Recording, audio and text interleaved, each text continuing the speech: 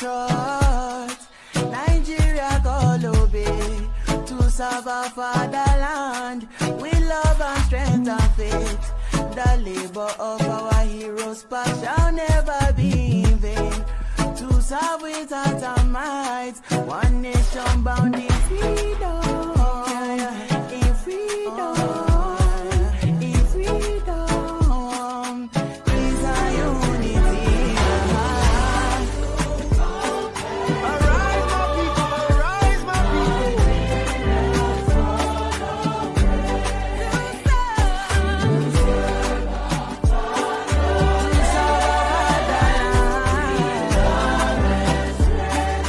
With love and strength and faith.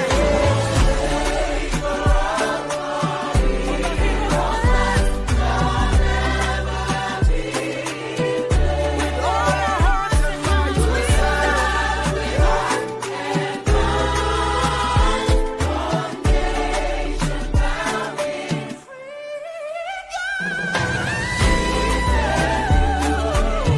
I'm about to go be down to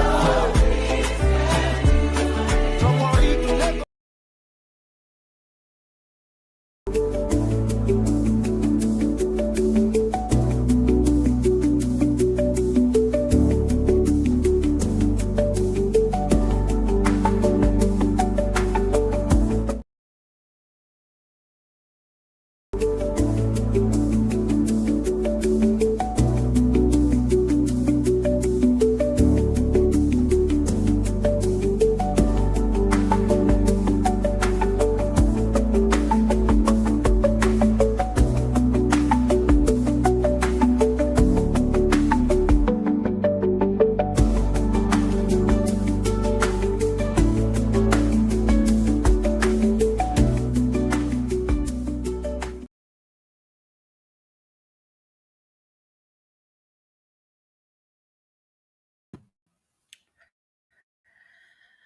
Can everyone hear me? Can you guys acknowledge that? If you can hear me, can you unmute? I can hear you. I can hear you. Okay. All right. Thank you. Good evening, I everyone. can hear.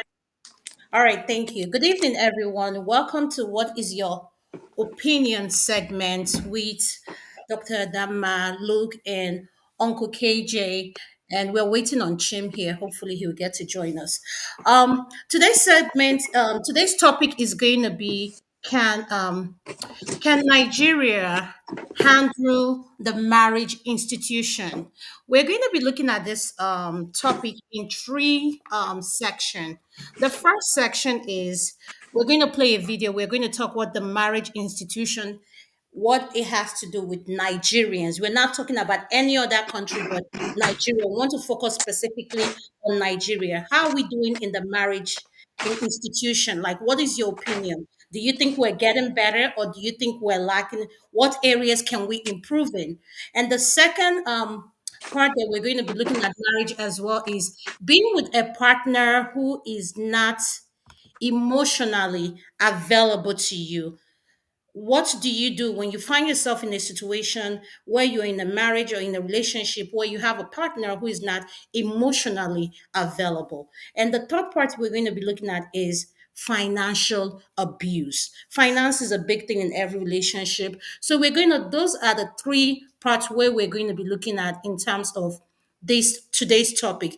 So with that being said, I'm going to allow my panelists to introduce themselves, then we'll go from there. They're an open monologue, then I'll play the first video. I'll go to Madam Luke. Madam Luke, how are you doing? Madam Luke is fine. I'm doing great. Good to be here. My wonderful panelists, Thank you. co-producers, co-hosts, viewers, and the commentators at large. Good to be here. Let me know what I can do to make this a fun session today. I can't love you less. I need to say this about you while you're here. We need to learn to lift each other up. While I was on vacation, let me tell you guys a little story. Madam Luke made it before I went to vacation. She checked on me. She was like my accountability coach because she knew how crazy my schedule was. And she's like, she'll call me and she said, Adama, have you slept? What are you still doing? I'm seeing you online on WhatsApp. Go and sleep. And I just want to tell you, thank you. I really appreciate that because it's good to have someone who care about you and your well-being to make sure you're getting the rest you need. So I appreciate that, Madam Luke. Uncle Kate, Good. how have you been, sir? So could you introduce yourself? Could you unmute, sir? Uncle KJ, are you there? Uncle KJ, I can't hear him. Let me add. Okay, let me say this for those of our panelists that wants to join. This is a Sorry. no camera segment, so please, if you want to come in, please have your cameras turned off. So go ahead, Uncle KJ. You can introduce yourself, sir. Okay, my name is KJ. I am one of those who Madam Luke does not check on, but it's okay. Good to be on the panel. Thank you, Alama, for inviting me. So Niger, is that you? Can you introduce yourself? I just want to make sure you're the one. Yeah, that's me. All right. Greetings. Thank you for having me here. And yes, I am the one.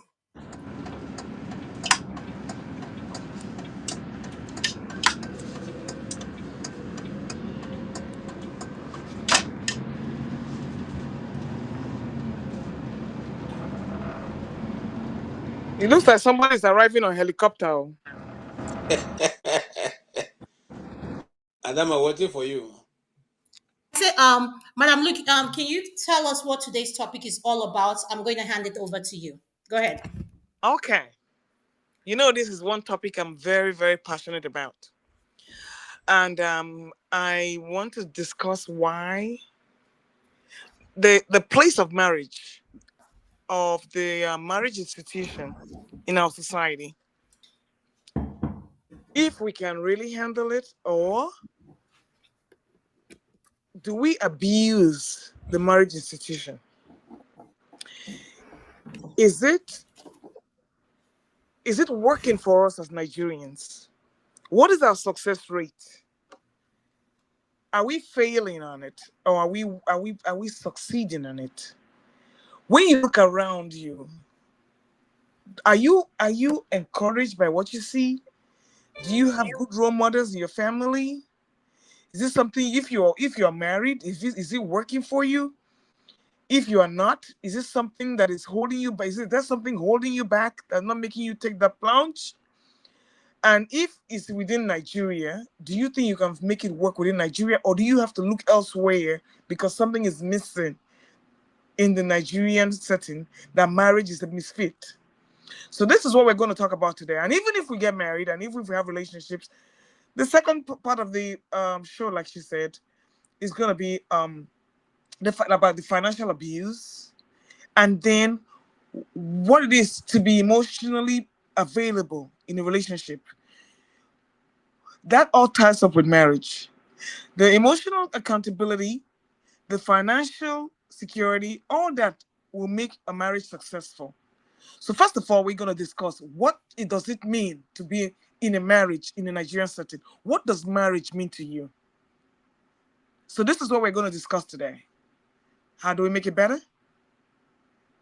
Yes or nay? Thank you. All right. Thank you so much, Madam Luke. With that,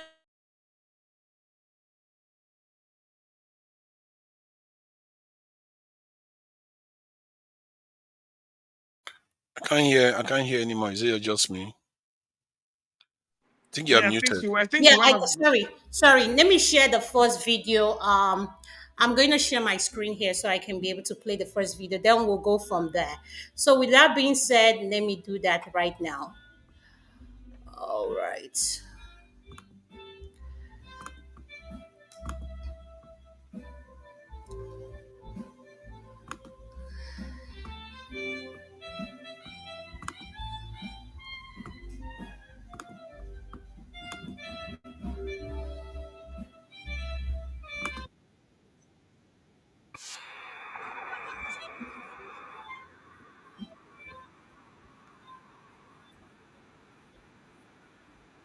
Surprised that we don't even love in a healthy way. And if you don't love healthily, you can't keep a functional family. The family is already dysfunctional. The children that are coming out of those places will be dysfunctional. Nigerians couples don't kiss anyway. They don't kiss. I say it a lot of times that the last time most couples kissed, most was when the pastor said, "You may kiss the bride."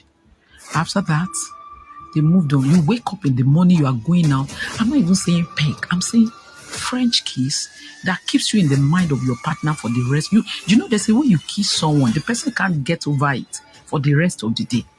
That is what couples should be doing. All of those things are not happening here. No emotional connection, no intimacy. All the men know is look for money, be hard, be tough.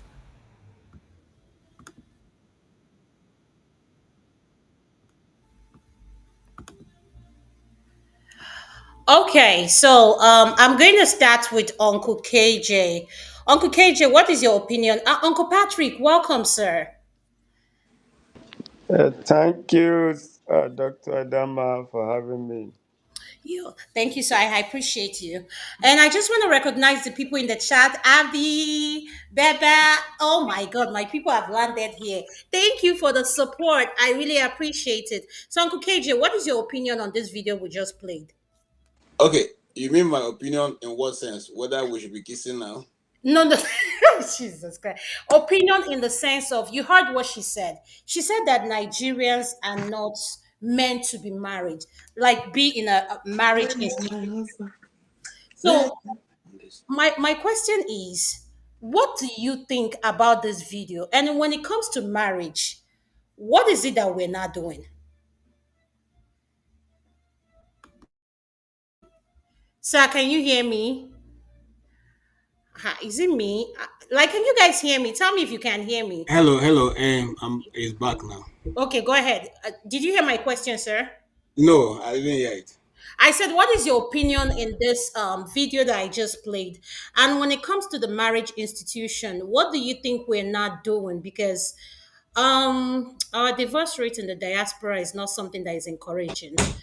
And we are, I can say this, a lot of men are now romantic, let's be honest. And a lot of our men can, let me just keep my opinion. Like, what is your opinion on this video we just Okay, watched? my And how opinion. it relates to marriage?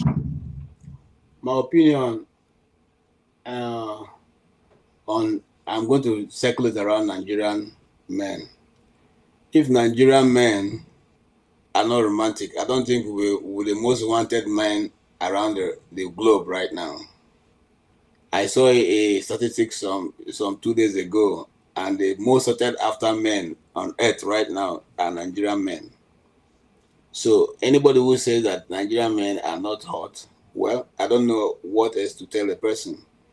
But I want to say this also. I haven't said that because one person marries and the marriage is not successful doesn't make the marriage institution not working.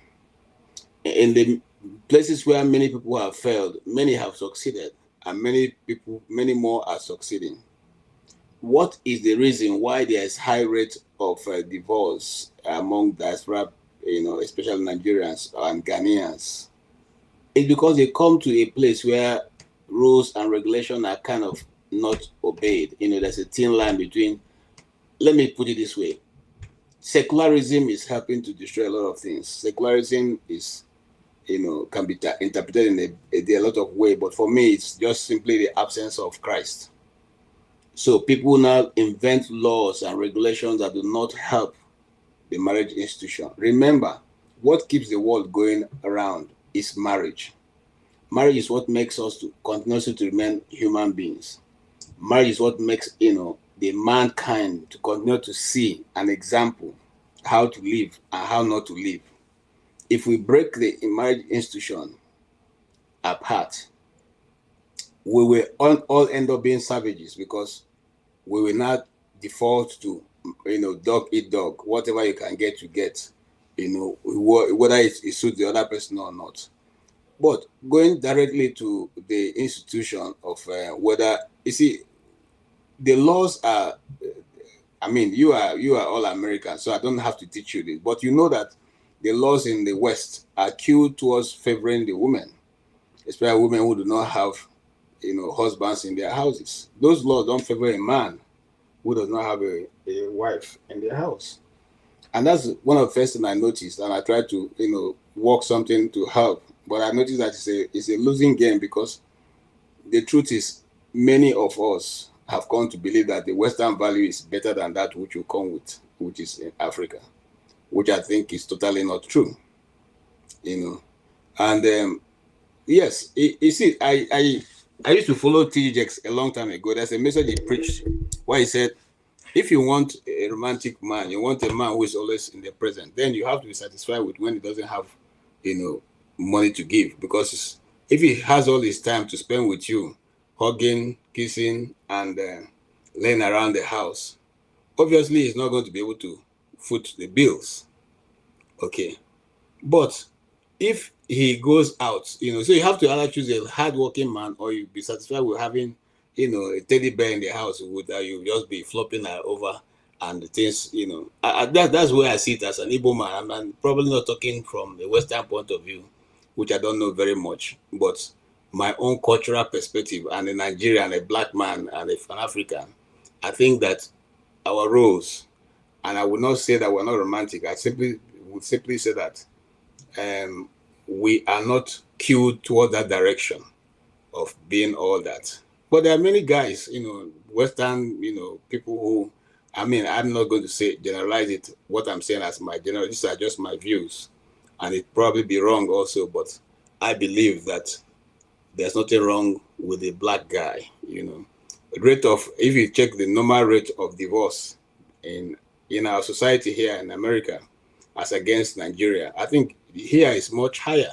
triple the number that is going on in Nigeria, you So, because there's no but, social. but sir, all these things you said are great things. I like it.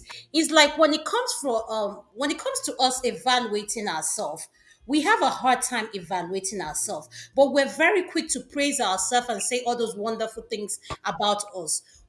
This conversation is about is what is it that we are not doing right? Because apparently, when we come here to the diaspora, a lot of us don't know how to behave. So our character, like she said, a lot of us are traumatized and we don't address issues. We tend to ignore things. So how can we improve the marriage institution specifically in Nigeria?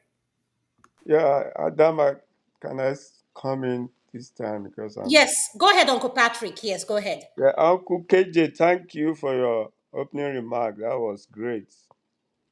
I'm going to start from the scripture. The Bible says marriage is honorable in all. And I'm going to quickly give some example. Adama, I'm a baby boomer. Yeah, and when I was growing up, even when I was in primary school, my mother, she's the only daughter of the dad from a polygamous home. She grew up in the East. She's from Delta Igbo, but she speaks all Igbo, Oweri.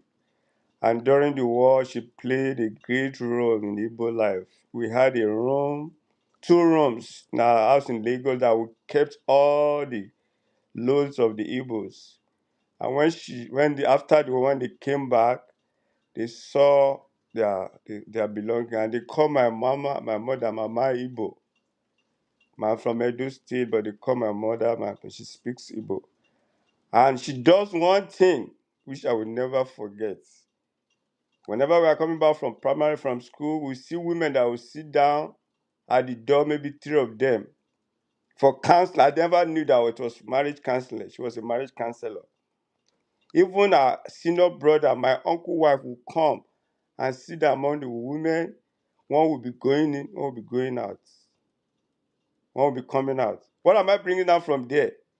There have been issue with marriage in ages, but people sit down to solve it. They communicate. Sister Adama, you took your time. Despite your schedule, you socialize. You are always on what's it called, YouTube, contributing. I see Uncle KG and see everybody. You guys are gaining your, experience from other people's experience. You are learning a lot. Many people in diaspora don't do that. All what they do is to work, and think it's only money that can solve their marital issue. People don't even go to seminar. I can tell you how many marriage seminar I've gone to. Are you getting me? One of my friends who is a professor in two schools, he's been in America up to 40 years, and we were talking. He just said one of his friends, he just said that one of his friends is divorced. He has to call him and say, what am I hearing? He said the matter is already in court.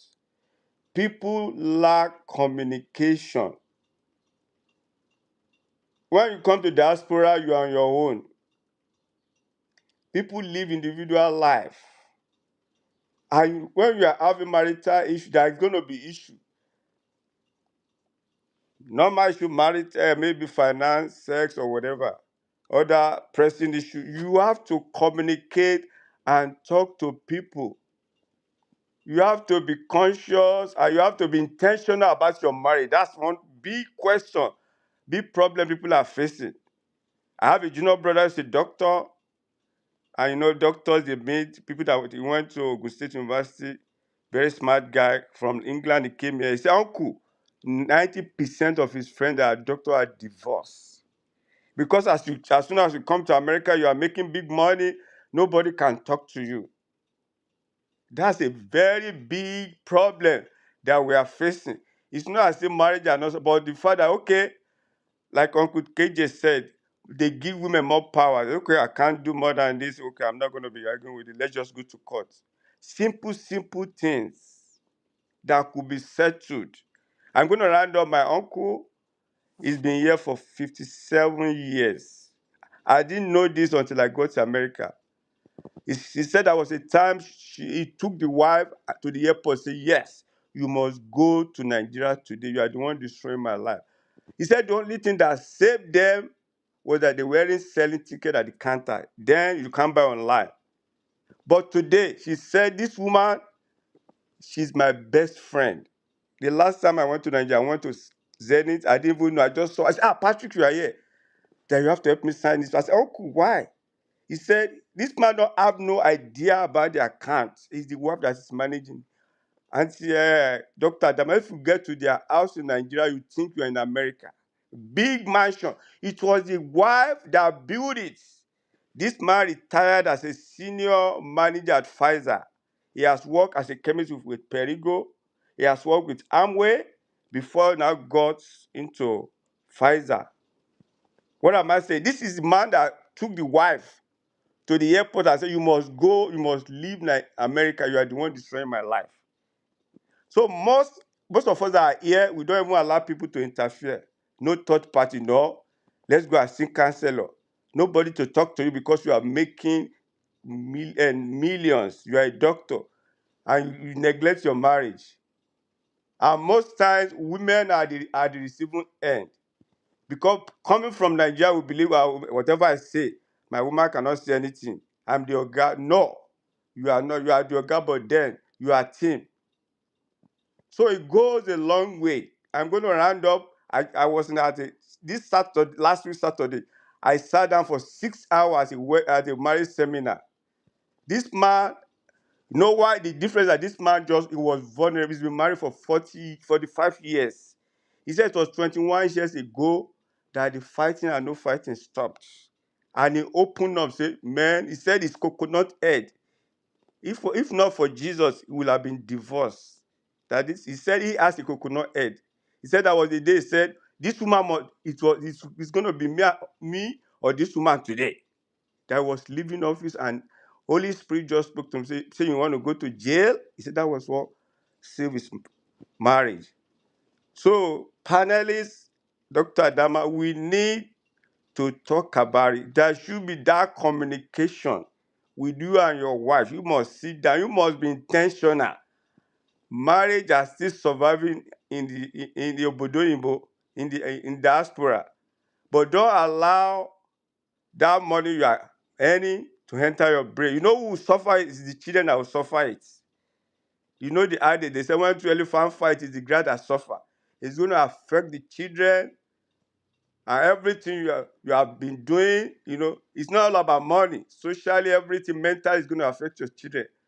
To round up, you guys must sit down and talk, and it must be intentional. If you have to bring in people, bring in people. Everything has disadvantage and no advantage. Some people will say, I don't want people not to hear. No, you need an accountability partner that will look at your face and say, Adama, you are wrong. If you want your marriage to survive, you need to stop doing this. Somebody that will talk to your husband and say, man, forget about it. You are a CEO, but you are wrong. You offended your wife. You need to apologize.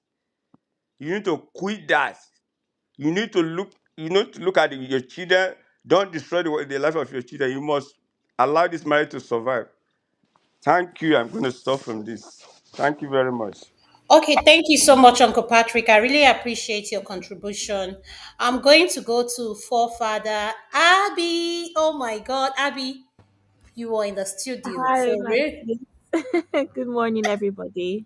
It's morning where I am, so I know. Let me go to forefather. Forefather, can you mute yourself? What is your opinion in regards to this video I played, and how do you think we're doing in the marriage institution here in diaspora and back in Africa, Nigeria? Yeah, thank you for that. The question, I mean, and greetings to the panelists, the chat, and to the viewers. In terms of diaspora, we are not doing very well.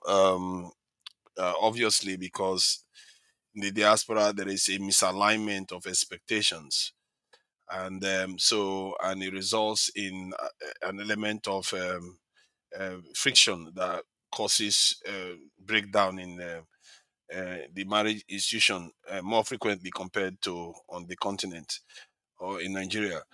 Um, in the case of Nigeria, I don't know that lady. I think the way she's trying to define marriage in the Nigerian context seems to be coming from the Western paradigm.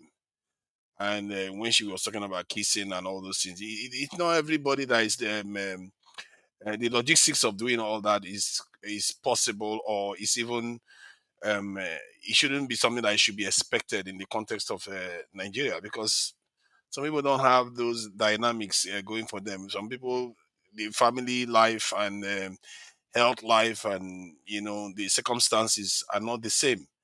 It's not everybody that can get involved in all kinds of way of showing affection as others can. It's funny because if you look at the way societies behave, the working class, the way they show affection is not similar to the way the elites to show affection. Even in America, it's not the same, and it's different from different groups within societies. And in the context of Nigeria, you notice that the northern part of Nigeria, they tend to be more conservative, and the southern part of Nigeria is a little bit more loose and want to go with the Western listed narrative. That said, by and large, I think in Nigeria the institution is doing better in terms of being able to, you know, have a two-parent home, the generational wealth transfer to the children, a social cohesion, those type of things. Yes, we are doing it better in Nigeria than in the diaspora. And clearly, when we go to the diaspora, like the lady that you played in the video indicates, the standards change, and we start expecting certain things. And the men too, in short, both sides, they start expecting things that are unrealistic, and before you know it, there is a breakdown. The last time I spoke about something like this, I did say that it would be quite useful to have some kind of body that listens to couples that travel overseas, because the rate of breakdown is quite alarming. And when they keep breaking down like that and they are overseas, generally their outcomes are not going to be that good, and a lot of homes and families are going to end up becoming either underclasses in the countries they move to, or some of them may even end up back in Nigeria without accomplishing the dreams that they wanted to go overseas to go and this fulfill.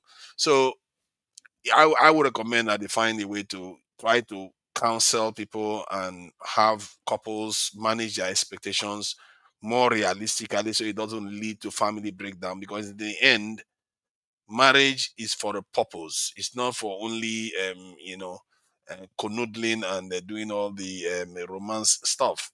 It has a purpose, and that purpose, if it starts defeating it, which is happening in the diaspora, is a big problem. It becomes it's more serious than we realize, because if the family is not together, societies tend to fail. And when you are in an environment that doesn't even want to support us, it's even more urgent that we try to prevent it from happening. So that's my thing. I don't think that lady is being realistic in the way she's evaluating marriage in the context of Nigeria, because she was talking about Nigeria mostly. And I just feel like she's just using Western system to judge Nigerian marriages. And it's not always like that. What if you get married to somebody and the person falls ill? Are you going to say because the person fall ill, the stuff has changed, so I'm going to divorce him? It's no longer romantic and all the rest. What are you going to do? It's just what it is. Sometimes people become closed off. Sometimes people don't become closed off. You have to ask yourself: should you abandon the marriage institution because of that? I don't know. Maybe some people just think that marriage is about romance constantly these days. I don't know.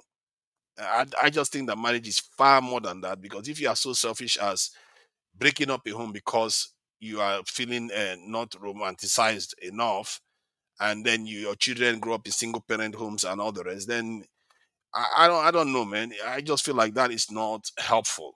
You are supposed to be somewhat to an extent selfless in this life, and that is what we do when we join societies. Societies means there's an element of selflessness. You have to give up some of you know your own instincts to make sure everybody else is okay. And that is what marriage is too. So people should not, I just feel like people should not be too judgmental about our marriages in Nigeria. But if in terms of improvement, of course there's a lot to be said, to be improved upon. And that's uh, what we're going to come back to the second section. You're going to tell okay. us what we need to improve on, because all everyone is saying is just focusing on romance. And let's just say the way it is. Everybody is not a romantic person. I'm okay with that. Whatever floats your boat, do it. But what this topic today was for is what we are not doing something right. Our marriage institution is not doing well in the diaspora. I don't know about Africa because I don't live there and I don't know what goes on there. So I want us to talk about what is it that we're not doing here in the diaspora that makes, like let's read what AB wrote. AB said, if I come back from work 8 hours, you expect me to come and talk. Like, make it make sense. So, with that being said, let's hold on. I'm going to let Abby speak. Then I'll come to Madam Luke. Then we'll go to the next round of questions so that we can dig into what we are not doing that can help us improve our marriage here in the diaspora. With that being said, Abby, could you please unmute? Welcome to the show. Thank you, Dr. Adama. Good morning, good evening, everybody. Hope everyone's had a good Saturday. Yeah. So I'm not married, by the way, but I do have some thoughts to share. Um, I do think that I'm going to go on the path that Uncle Patrick started, which is communication, because at the end of the day we're all individuals, and I feel like we all have what it is that we want out of life, and some people have things that make them happy. I do think that as much as marriage has a bigger purpose, I think that marriage should also make one happy. Otherwise, it's not worth it. I mean, if you're going to marry someone and your intention is to be with them for the rest of your life, you might as well feel fulfilled while at it. Having said that, I do think that if someone, romance, I think occasionally, especially with social media these days, is overplayed. And I don't think people understand that sometimes romance could just be the little things. It really could be the little things. It could be back rubs, it could be well done, it could be I'm proud of you. It doesn't always have to be grand gestures. And I think that people are different, but I feel like if both parties communicate, then they can know what they want from each other. But I don't think that it's fair to say that marriage is so big that romance isn't big enough or isn't important, because if that is what is going to make your woman or your man feel important, if that's what's going to make your man or your woman feel heard or seen in the relationship, and I think it's a good idea to try, I always say that these days there's no excuse for not trying because we're exposed to so many resources. If you ever feel stuck, if you Google, someone has done it before you. Trust me, there's so much. And I just feel like if you want something to last, if you want something to be fulfilling, you will try. For instance, with the comment that AB wrote, my approach towards life is if I can work hard to create the career that I want, then I can work hard at my relationship or marriage. I can work hard at, bringing up my children. That's my thought process. So if my partner is saying that I would like if you encourage me more, my love language, or I feel heard or seen when I get words of affirmation, what really is the big deal? Even if you have to Google ways to make your partner smile today, what is the big deal if that's what they're requiring? That's my opinion anyway. If you can work hard at work, if you can work hard with your family and retain those relationships, I think you can put a little bit more effort into making your marriage a little bit more fun, with romance and just little things here and there. That's all I have to say. Thank you so much, Abby. I like the way you said it, and well said.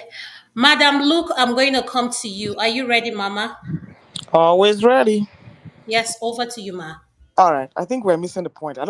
With all the discussion I've heard so far, I don't think anybody really watched the video, or if they did, they don't remember what the woman talked about.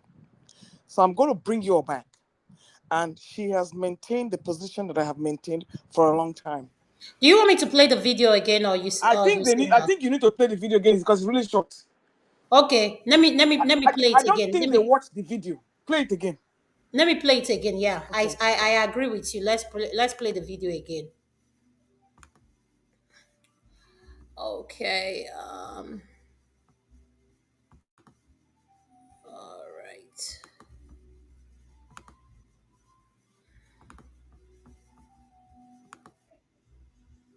That's like giving you an exam and a thesis to write, and you just go off tangent. The thing wasn't flowing with the video. Everybody was saying here wasn't flowing with the video. So shoot. And we don't even love in a healthy way. And if you don't love healthily, you can't keep a functional family. The family is already dysfunctional. The children that are coming out of those places will be dysfunctional. Nigerian couples don't kiss anyway. They don't kiss. I say it a lot of times that the last time most couples kissed, most was when the pastor said, "You may kiss the bride." After that, they moved on. You wake up in the morning, you are going out. I'm not even saying peck. I'm saying French kiss that keeps you in the mind of your partner for the rest. There's a way you kiss someone, the person can't get over it for the rest of the day. That is what couples should be doing. All of those things are not happening here. No emotional connection, no intimacy. All the men know is look for money, be hard, be tough. All right. Yeah, we're back. So let me put everybody back where we're supposed to be. That, by the way, that's not the end. That's not the whole video. That is just a section of that video. Yes, I agree. That kissing is a metaphor for emotional connection. But the only thing people could hear about that was kissing. What did the woman say? We do not love in a healthy way. And I agree. I agree.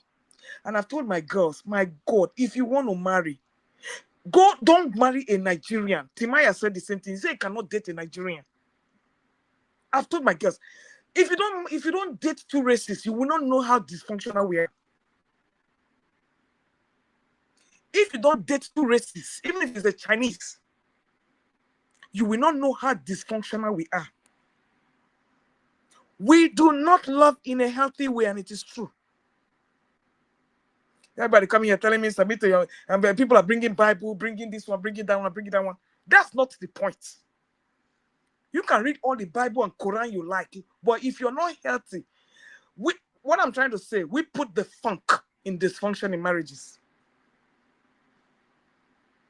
Number one, starting with that your polygamous institution there. Now, I'll give Atiku as an example. That man has He has recycled. You're supposed to have a four wives as a Muslim. Fine. He keeps recycling them so that he can make four, but he will keep changing it. With the slew of children, maybe 35 or 40 children, how much connection, emotional connection, can you give to a harem of 80 people? How? So I agree with everything she said. The kissing part is just a metaphor for emotional connection. Not everybody likes to kiss. That's fine. But what kind of emotional connection do you have that you will leave me in the morning and I'll be waiting for you to come back at night? I wish you had played that. I wish you had played that Timaya's video. He said dating a Nigerian is like playing police and thief, cops and robbers. There is no honesty. I mean, people are talking about the most criminal minded people are the people who carry the Bible. We do not have healthy marriages. Like I said, if you don't date two races, you will not know that we are dysfunctional. I had to go and buy a dog for therapy to teach me how to love. And when I bought a dog, I could understand what love meant. You all need to go and buy your children pets for therapy. Because all we know is bastardize. A man comes in the night, takes his clothes off. Men are programmed to walk, and that is why I have been programmed to walk. My parents divorced when I was 8 years old. I was raised by a single father. I learned from him so that now I walk. There's nothing you can do to make me sit down at home and say, I'm going to submit to a man. It's not possible. It's not possible. Most women in Nigeria are breadwinners. And I asked myself, how can I love in this filthy? In fact, when I was in Nigeria, it was when I came out of Nigeria, I knew that how is it possible to love in a poverty-stricken, filthy environment? I'm in the room. Roaches and rats are running everywhere. Dirty is smelling outside the house. And you're telling me how do you fall in love in a pit? How do you sustain a marriage in poverty? Like I said, if I come to this world again, I will not marry a Nigerian. This has nothing to do with Bible. This has nothing to do with tradition. We love in a most dysfunctional way. We have no emotional connection whatsoever. So you can carry your Bible all you want. Bible, like I said, that biblical thing is like a mind control thing. It's like when you keep preaching the same thing over and over again, you begin to believe it and you become regimental. So it's like a cult. So you're not using your right mind to think. Is that which marriage what do you call it? Role model do you have in the Bible? Which role model of marriage do you have in that Bible of yours? So on the last final note, we need emotional therapy. We need emotional therapy. I've told my children, please don't marry Nigerians. They do not know how to love. They are regimental. They are programmed. Be a lawyer, be a doctor. They don't know how to, they don't have human feelings. That is why when you see people die now, they'll just say, hey, yeah. These people don't know how to feel. They have no feelings. Are you? That is why I said I went and bought me a dog, and it has helped me spiritually and mentally to know that I can have respect for an animal, then I will have respect for a human being. Thank you. Thank you so much, Madam Luke. I appreciate your opinion. With that being said, Chim, are you there? Yes, I'm here. Can you hear me? Yes, we can hear you. Go ahead. Welcome to the show. All right. So, good evening to everyone, or good morning, or whatever the time is, wherever you are. Let me start by saying be careful who you listen to, be careful where you get your advice from. I will say that clearly. Now, two, you played a video. Whether that video is half, complete, inaccurate, that's not for the viewer or the person who's using the video as a basis to speak. What the person responding to is responding based off what he or she watched and heard. So if the video was beyond that, then play the whole thing for us. If you're playing something, I will respond based on the perspective of what I have said. Now, that being said, I will repeat again, kissing has nothing to do with accomplishing a functional marriage. And I'm happy that woman said, she used the word functional. So there is a marriage that is functional, and there is a marriage that is based off other things like romance. And she said, of course, sometimes people speak without consciously taking careful attention to what they're saying. Our grandparents had functional marriages. She said functional. My grandparents had functional marriage. My grandparents didn't know romance. But I grew up in a family where there was roaches. We slept in one room. But my parents had romance. They were poor, but they had romance. My father and my mother hold hands together, walk down the street. My mother does not wear trousers. My mother ties a wrapper, and my father will hold her and they will go out. My father will come back and wash his wife's panties, but they had roaches. So they accomplished both functionality and romance. But you know what? Functionality is what makes a marriage last. There might be no romance, but there's functionality in it, which means people understand what they're in the marriage for. They understand that they're here to support each other. They understand that they're there to raise children. And maybe it's their culture that is the functionality. That's fine.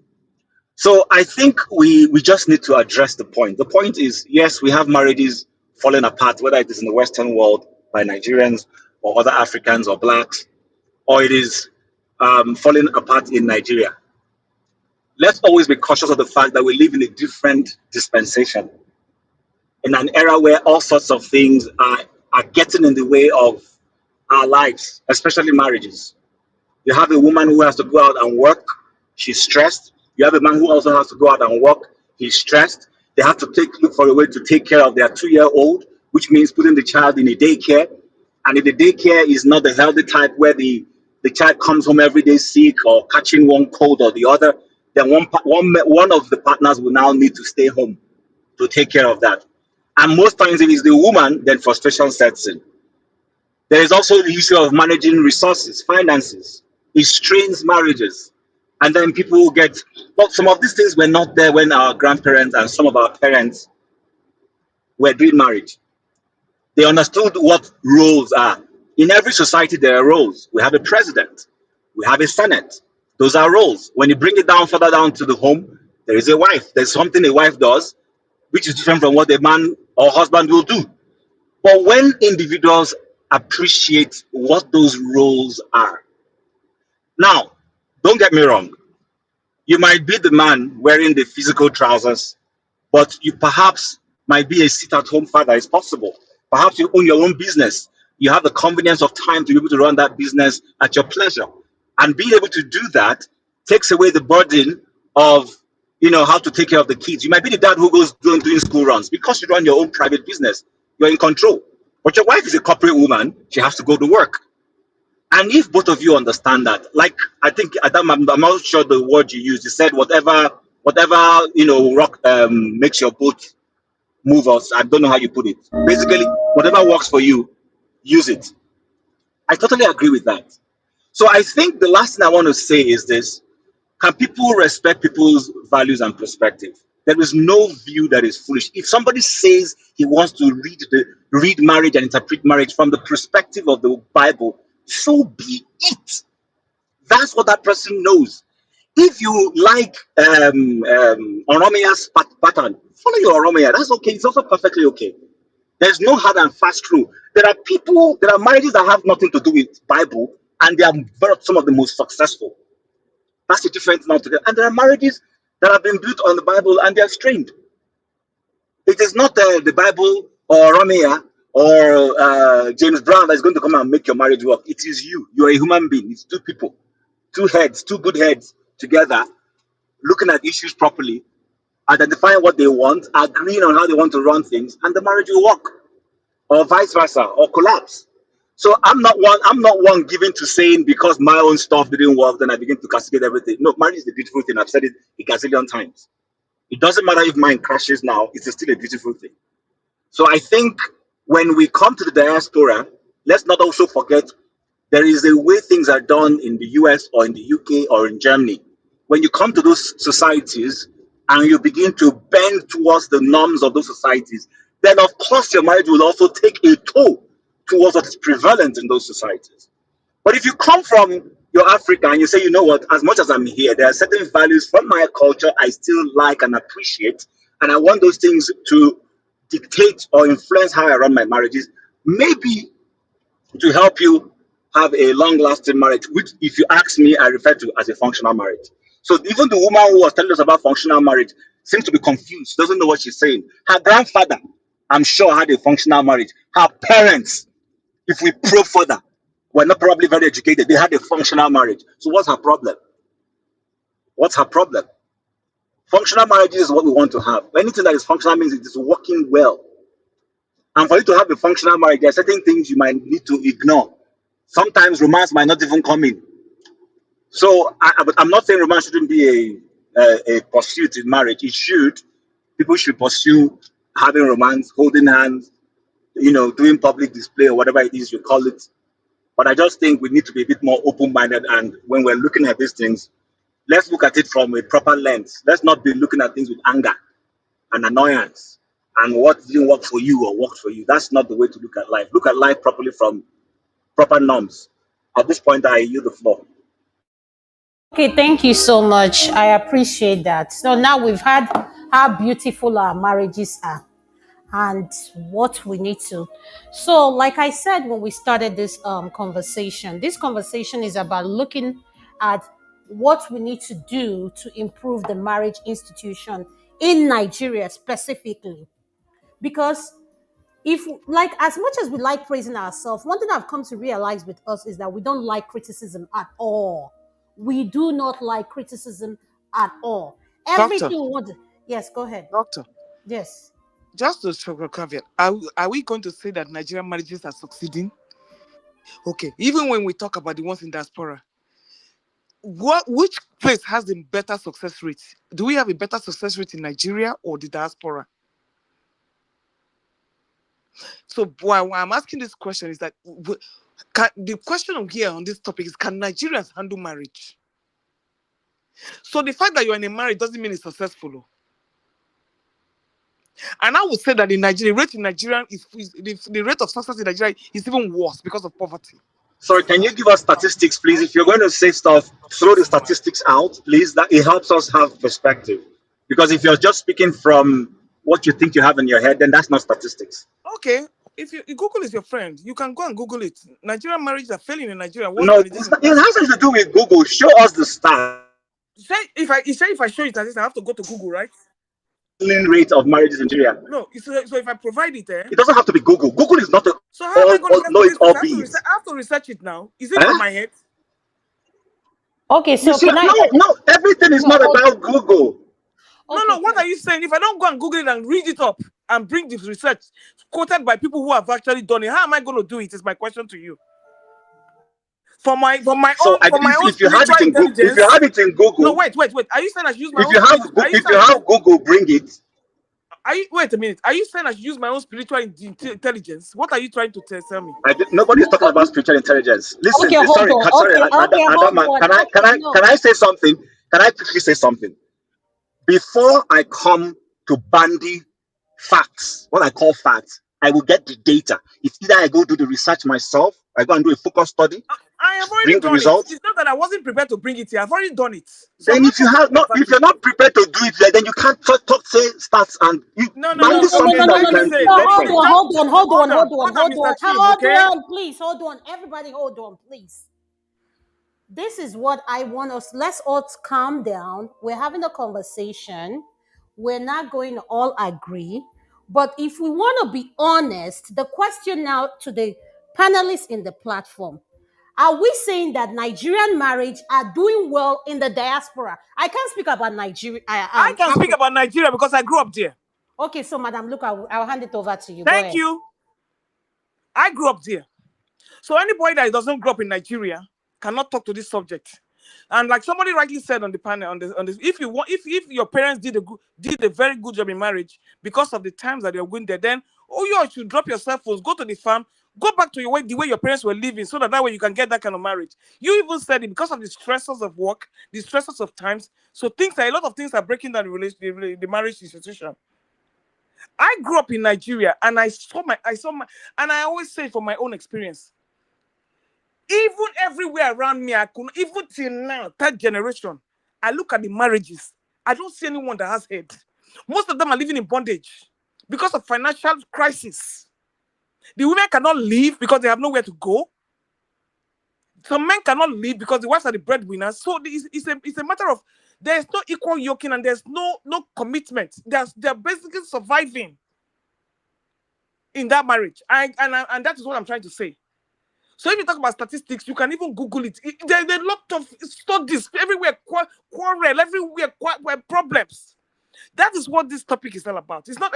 We see, we're not here to slight anybody, and nobody is here to win any argument. The thing is here is for us to see how we can make our institution stronger. Nobody is proud to have a failed marriage. Nobody is proud to not have a lot of single men and women out there. But my problem is Nigerians cannot handle marriage because of the environment. Madam, look, the way you are saying that if Nigerians don't have capability to handle marriage, that's totally wrong. No, I didn't say I'm they don't have sorry to capability. I say. didn't listen to me. I didn't say they don't have. Tell us Hold on. areas they can improve, what they can do. That's That's why what we I'm are telling here. you. That's what I'm telling you. The area, the environment you have now, due to the high poverty rates, crime, it's not conducive for love and marriage and raising children. The environment is not conducive. Sorry. What do you consider a successful marriage? A successful marriage, Yeah, in the Nigerian context. a successful marriage in Nigeria context where all the pieces fall into place together. Emotional commitment, love and respect, all those components that make a marriage. Most Nigerian marriages are disrespectful. Most of them are domestic, they are violent. There's a high rate of abuse in Nigerian marriages. So when all those components do not work well, how can you have a successful marriage? A successful marriage is not the absence of a divorce. It's not the access it's not the presence of a divorce. That is what it is considered, because if it's not marriage, it's Hold divorce. on, So hold when on. it fails, Wait. Repeat what you just said. they said To when Niger, a to marriage Niger, to Niger. fails, Wait, let her finish. Then you No, can go. I want to ask what he said, something that is going to make sure I understand what he's saying. I said he asked me what a successful marriage is. A successful marriage does not mean the absence or the presence of a divorce. Some of them people are living more in bondage because they have nowhere to go. So the fact that you are chained there, if all these men that are making noise, that if you call their wife, they will tell you something different. I beg now my turn. No. Go ahead. If you all these men that are making mouth here, if they have their wife separately, you will hear what they will have to say. Okay, thank you, Madam Luke. Thank you. Revolution, welcome to the show. Sir, do you know what we are discussing? Yes, I've been hooked up from the beginning. Okay, go ahead. What is your opinion on what we're discussing, sir? Welcome. Yes, I want to greet everybody warmly, and I hope you will And permit Sister Natu, welcome as well. Thank and you for I joining hope us. you permit me to speak in the pidgin language because No, this is no, speak in any language that you feel comfortable, so long as it's not something people cannot be able to understand. Go ahead, feel free. If it's broken, whatever that floats your boat, go ahead, sir. okay. What thing I want talk be say, I don't know, I don't want people to misunderstand me. Say anything where Madam Luke they talk, I always support her because I love people who speak the truth about situation in Nigeria. The problem Nigeria they have today be say we always cover the truth. And anytime you want mention the truth, all these religious people, all these so-called Nigerian culture people, all these, please don't say it is Nigeria is the best people in the world. They will see them, they jump out. And that is why Nigeria is not growing, not only through our marriages. Many marriages that you see in Nigeria today, if they are not violent, like what she just mentioned, is just bearing. The religious people say, "Oh boy, bear him." If Mr. A tell you what he's going in their own family, you no go believe him. Just manage, just manage. This is what is killing Nigeria. Always, they will never, never agree to the truth so that they will change it, because they don't want to change it. Nigerian men, for example, when they go into marriage, some of them go into marriage to oppress a woman. They don't go into marriage because they love that woman. They go into marriage because that you have to marry. Okay, then you go find one girl, you go carry am come inside home. Then that first time, according to that video, oh, kiss the bride. Immediately when they kiss that bride, that wayo kissing, just to show say they don't marry. When you go to that house again, you will be surprised. That woman will not speak a word. I'm talking of experience, not personally, because I'm not married to a Nigerian, but I've seen Nigerian women who some of themselves will tell you if they catch you for corner, if say them get the heart, they will poison their men. You'll be surprised to hear this. Ah, madam, don't say that. But they are telling you, if not because the picking way there between me and this man, I will do this. I would have packed away. And the Nigerian men, most of them, those especially those religious people, I had one brother, maybe Patrick or what, I don't remember his name quite, but he was sounding like one of these prophets and all these religious people, telling you that you should go to one what do you call them, something like where they go fit bring in the third party to tell you what to do. And these are the people who will not tell the people wrong. You understand? For them, stay in a marriage, even though they kill you, stay there. You come to diaspora, for example, what is, and let me just make this point before I forget it. Most Nigerian marriage, there's no love inside. Either they marry somebody like the women, not only the men get problem. Some women will follow a man because of the money or the press. For example, I did for Europe now. Maybe as I go Nigeria, I want marry now. The girl where I want marry, maybe he's just following me because he want to have a better life in Europe. Number one, not all. Oh. Then the men, some of them follow women because of the body look, the beauty or whatever. So now when they come into marriage and they start exhibiting their characters, the marriage will not last long because there's no love. It's just facial thing, monetary. So I don't like always talk too much because talking too much doesn't help me. They should do, because I don't want to talk alone, I want to advise. Any marriage that want to succeed, like Madam Luku say, there must be so many things there. Love is 50-50, for crying out loud. That is what anybody where they talk the truth go tell, say love is 50-50. If now you be the breadwinner of a family, you must also respect the person you are living with. Not just, okay, because now me they pay the house rent. Who put this thing here? Let me conclude by, I have a friend. That man is my good friend. But believe me, when that man entered the house they turned to graveyard. Nobody for talk again. Papa don't come back. Oh. You see everybody go quiet if they want peace. So make we watch what we say sometimes. We should know that love that is not 50-50. And that is why Nigerian marriages are broken up everywhere you see them in the world. Thank you. Let me quickly Oh, thank respond. you so Dr. much. I Adama, love Okay. you. Thank you. let me respond to this man. Yes, yes, Uncle Patrick, I was going to call you to respond. Go ahead, sir, respond. Yeah, let me clearly, please, I'm not just this Patrick. There should be that respect for one another. I'm Patrick. I'm a That is what we are saying. We are discussing. excuse Sorry, Mr. Man. Sorry. I excuse didn't me. mean it. You've No, no, I no, no, didn't spoken. no, no, no, no, no, disrespect no. him. Revolution, you can't interrupt him. Let No, him I finish. wanted to apologize to him. I did not respect him. I was just making my comment. Okay, sorry, sir. Yeah, I'm not a religious person. I'm a Christian like every other person.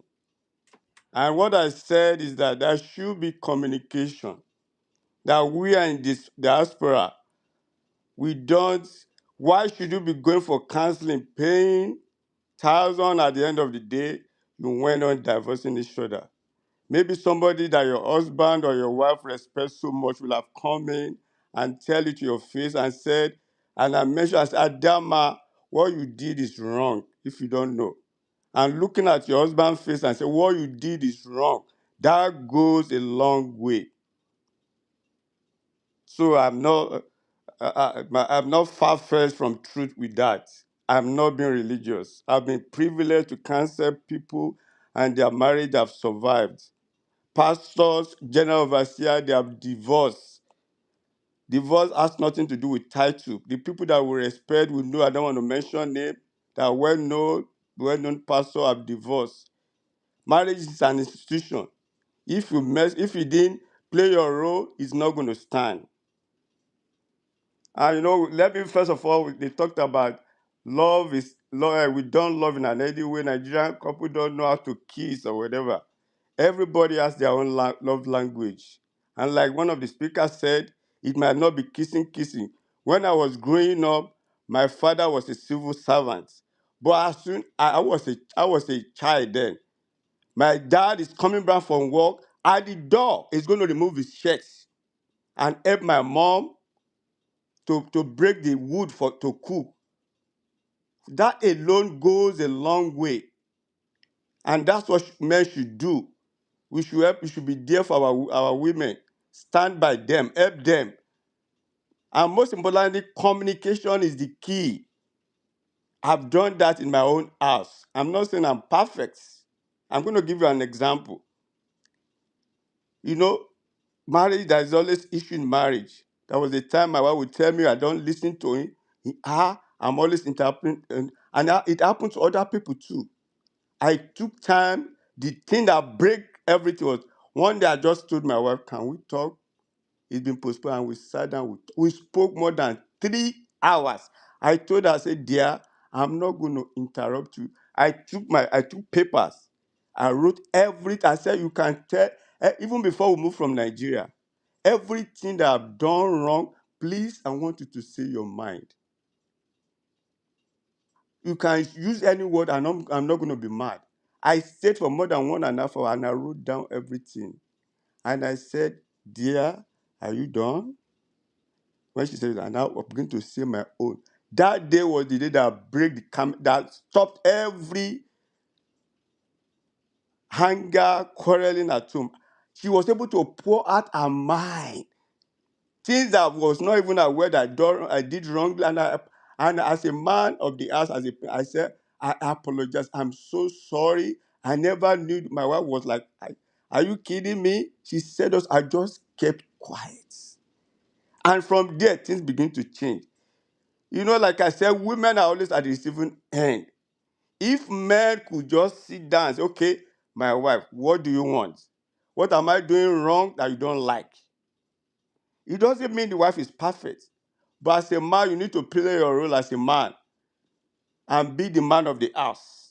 Be the prince of your house. It doesn't matter how much money. I'm going to give it. There was a time, there was a time me and my wife used to quarrel. And my son was supposed to be 6 or 7, and he was sitting at the back of the car, and I was driving. I said, what birthday gift do you want? You know what he said? He said, no, I don't want anything. I want your mom to go back to the way you used to play. I was like, what? Meaning my son, my little boy, was even watching the way me and my wife, he knew that we have an issue. I said, He said, no, I don't want any gift. I just want you and mom to go back to the way you've been doing. Play, hug each other, kiss. Like, what? Are you kidding? So you knew that we had issue. So I'm going to round up the key solution to marriage problem is sitting down, discussing with your wife. Humble yourself. Thank There you, are a sir. lot of things women will even. Go ahead. Go ahead. Could you round up, sir? Go ahead. I can't hear him. Uncle Patrick, we lost you. While you're trying to get him back, I have something for Chim. All right, no problem. Let me Why why is everybody? I've been here for 1 hour. I've spoken uh, only once. What hold is on. all this now? Okay, hold on. Uh, Hold on to Niger. To Niger. You will get Calm down. We'll get to you. But all I this one, have to. everybody just singing from the same hymn sheet. no. Eh, It's So important. your own hymn is a sacred song of solos. It's This very, is very important. different. It will not take long. okay. Etunaja. Natu, I'm going to have you come in. Then after you, I'm going to go to. Natu, go ahead. You can speak. Go Let ahead. Tunaja come before me. Let him go before me. He has sacred songs of solos. So let him sing his own. Okay, Let him to sing his Niger. own hymn. To Niger. I, Natu said you should go ahead and sing. Thank you for that. I appreciate that. Natu. People are not very generous today. Eh, eh, So eh, eh. let me go ahead, Jerry. See, I think there is an element of there's an element that is coming through as if the men are getting the best end of marriage in Nigeria, and the women are just being treated badly in the context of marriages. I don't agree with that one. And in terms of marriages, the way we describe love, it's as if we expect love to be some kind of altruistic feelings that doesn't come from any measurable quality, that is actually attached to material things, like how people look, whether you have money, whether you have all those things. At the same time, they will say, "Oh, marriage, there's no love in Nigeria because somebody loves somebody because of money." Let's face it, we stop lying to ourselves about what things truly are. When you select a partner, you are weighing them with so many things that are actually material. There are very few of them that are actually immaterial in terms of the way they speak or the way they approach you and talk to you and stuff like that. So let's keep that one straight. And in terms of the divorce rate in Nigeria is quite low, barely 5%. The separation rate is also very low, which I was shocked by. I thought it was going to be higher than that. And they even said that the perception by Nigerians think the separation rate is 15 to 25%, but in reality, it's not even up to 5% in Nigeria. So there is a conformity in Nigeria that people take their marriages to an extent quite seriously. And if I look at my encounter in Nigeria, the one that I know of, while I'm a grown person, I went to Nigeria last year. Almost everybody that I know that are married, they don't seem to be having any issues at all. All of them that I met in Nigeria, I mean, the ones I met, including Masca and all of them that I met in Nigeria, they seem to be doing just fine. And we have to be careful when we start injecting um, certain narratives into the Nigerian space. Then when you lose it, then you find out what you have lost. I think I've heard some people say that Nigerian never to marry a Nigerian. Yeah, you look around Africa, look at the world. They are chasing Nigerians. So the idea that Nigerians are some kind of toxic people to be around, we have to be careful here. And this is one of my concerns that some of these young women that are coming up lately, or old women, I don't know how old that lady is. They just come with Western narrative and start defining Nigerians just because people don't tend to show happiness or they have a polygamous situation. Is when somebody has polygamous, grew up in a polygamous environment, there are downsides, but there are also positives. You have more siblings, you have more support network, you have all kinds of different other things. You should also have a father figure than just having marriages break down all over the place. We really have to be careful here because there are I don't have to enunciate all the various aspects that may actually offer value in terms of the way we are doing our own things. But if you look at the peoples in Nigeria and look at the people overseas with all their wealth, the amount of loneliness that they feel in the West, the amount of pain and sadness, suicide rates, name it, that is good. People are miserable in the West. There are a lot of people out there, they don't have any chance of having anybody around them. And that comes from this belief that one man, one woman, and they all have to love each other as if they are in some kind of Snow White story. That is not how life truly works. And when people say that, when people ask the question, what is marriage? People just think, oh, you're just not being romantic and all the rest. It doesn't mean I'm not being romantic. I'm just clear eyed about it that everything we do evaluations of these things. And when we pretend we are not, we are just lying to people, telling them that, oh, we didn't calculate fully that that guy has got a good job, that guy has got a good looks, that guy has got a good house and got good family and all. We do material things, and then tomorrow we try and start insulting other women or other men that married somebody because they have money or because they look good. We shouldn't be doing that. And I think human beings are very dishonest with the way they have conversations. And that's one Okay. of my issues with them. I believe within our Nigerian context, there are things to be improved upon.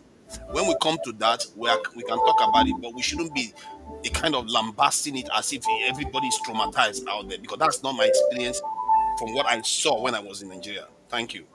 Thank you so much, Please, Tolaja. Adama, please indulge me for 1 second, please, because he said something that needs to be debunked right here. I was trying to post a link to tell you that Nigeria has one of the highest rates of divorce in the world. And I don't come here to say it because I want to lambast Nigeria. I actually have done my research. I was trying to post the link, but it keeps, not telling me that. It says Nigeria has the highest rate of divorce amongst countries. And women are the ones that are initiating the divorce. The divorce rate, however, surpasses Canada, India, Vietnam, Sri Lanka, Peru, St. Vincent, and Grenadians. And the women, they show that after getting all these results and compiling it, it was a comprehensive and reliable research. And it was the women that are doing that. It's there to see, and they can tell you the studies they conducted and what is happening. So we cannot be lying to ourselves. Before we can solve this problem, we have to face the truth, and that is the point where I'm standing. So it's nothing bad to say that we are failing in marriage, but we need to find out how we can do to fix it. Thank you. Thank you so much, Madam Luke. Natu, I'm going to have you come in, then I'll play the next video because we have another thing to discuss so that we can move this conversation to another distance because I feel Yep. like go ahead, Natu. Okay, hi everyone. Welcome. So I've been in and out, but I think I was able to get a hint of the conversation and also the topic that we're talking about. And I think a lot of people, when we keep saying marriage in the African context, marriage in the African context, we have to also understand and um, come to the realization that the world is evolving. And no matter how much we try, or no matter what we do, we have to say or we have to agree that there's a lot of impact that the West is having on our culture, on everything we do entirely, from like culture, education, way of life, and everything. So a lot of stuff. So every time when I talk, people are like, "Oh, not to have started." When I say every time I say, you have to learn your partner's love language. So because you grew up in a house where this is how your parents do it, you feel like if you get married, it has to be the same thing. So I think a lot of issues with our African marriages is people don't want to compromise. You are meeting somebody that you've never met before. You people are coming together to do life together. I mean, not before, but I mean, you've not lived together, and now you're living together to start life afresh. That person is coming from a different background, from a different mindset. They have something that has been imbibed in them for the longest that cannot be undone overnight. And the same thing with you. Some people find out that their partner snore. Some people find out when the partner eat, they eat with their mouth open. It irritates them. So it's a lot of stuff that you have to deal with, and you have to come to agreement with. But so I think also another thing is that some people don't know how to approach issues. So conflict resolution is very, very important for couples. Do you understand what I'm saying? So some people don't have that, and that has affected them because sometimes when something happens, you want to talk to your partner. You talk to your partner like your child. I've told you several times, I don't like this, I don't like this. But bro, the stuff that she told you that she doesn't like, what have you done about it? Do you understand what I'm saying?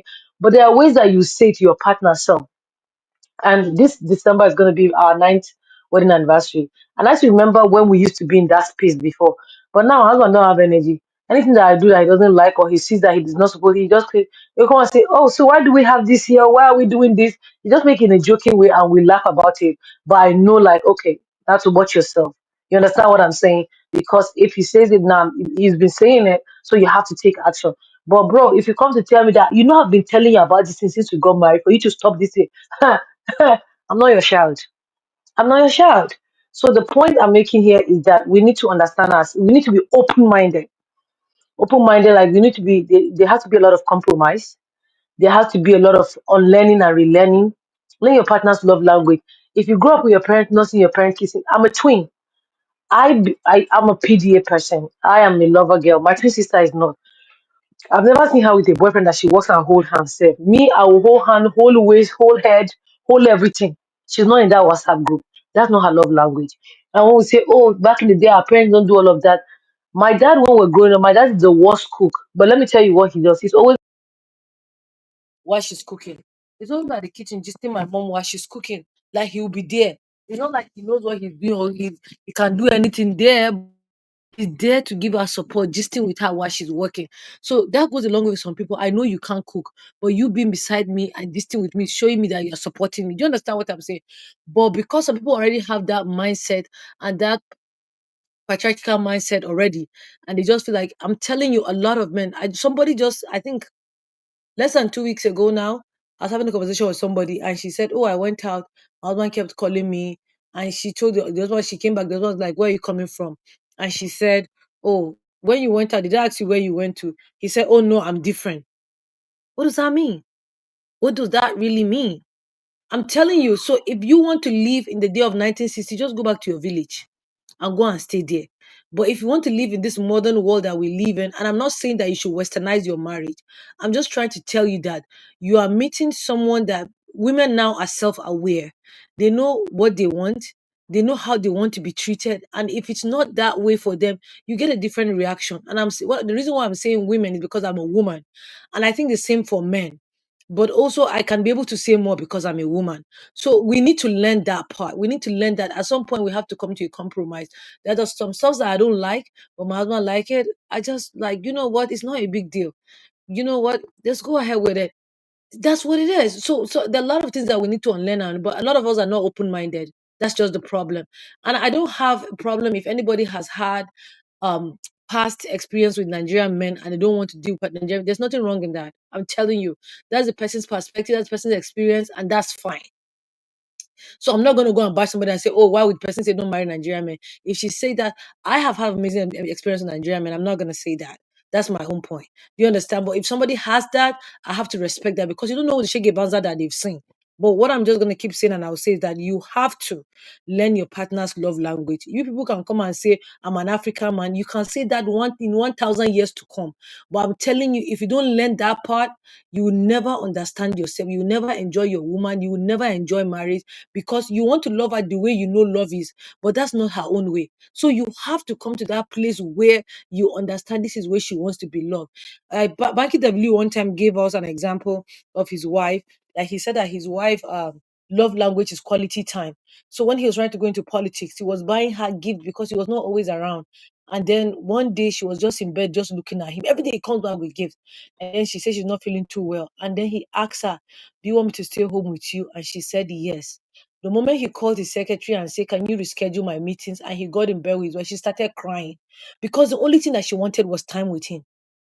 Do you understand what I'm saying? But because you grew up in a house where your father lavishes your mother with gifts, you are marrying a woman that all of those ones are not her problem. Honestly, gift giving is not my love language. Out of all the love languages, that's my least. That's my list. I'm telling you. So you have to, if you understand that part, it makes life like way, way, way, way easier for you. And also sometimes I think I can't remember who spoke about it that he says that a lot of people go into marriage for different. So people marry women because they are coming. So some women marry men because the man is man is wealthy, is well to do. Let me tell you, nowadays even it's reverse is the case. Men are going for women that are doing okay. Nobody wants a liability. Some people go for girls that are coming from like wealthy families, that their families are connected. I'm from the north, so I can tell you that there's no lie about it. But that's it. So it's going. The times are changing. It goes when men are going for women are going for men that have it. Now it's men that are going for women that are doing okay. I don't want problem. I don't want body because if she comes, she brings something. I bring something. When we know that back in the days of our parents, our fathers are always like the sole breadwinners, but now reverse is the case. So the point I just want to make tonight is that please learn your partner's love language. Be open-minded. Be ready to learn and unlearn a lot of the stuff that you learn in your own heart because you're meeting with a different person now, and then you have to evolve. Because guess what? When we started, before they started bringing cars, it was like bicycles. They now started bringing kiniko, manual cars. From manual cars, we went to automatic cars. From automatic cars, we are going to electric cars. I don't know if they're going to bring solar car now. We have self-driven cars now. So the world is you can't change it. So we can define all the African things we want to define, but we have to agree that there's a lot of impact on the West on our marriages, and there's nothing we can do about it. It's either we learn, unlearn, evolve, and have peaceful marriages, or we can continue to be coconut head with double layers and be struggling and be living in unhappy marriages and be going to Coldplay's concert and they'll be catching you on kissing cam. Good evening, everybody. Not to leave me alone. AB, I'm warning you and Boom Boom Ray. I'm monitoring the comment section. Both of you are going to be on a timeout. Just leave me alone. Let me concentrate. Mr. Kandu, your next, sir. Could you please unmute and welcome to the show, sir? Yes, good evening, everyone. I think part of the question needs to be, what is marriage? What is that institution?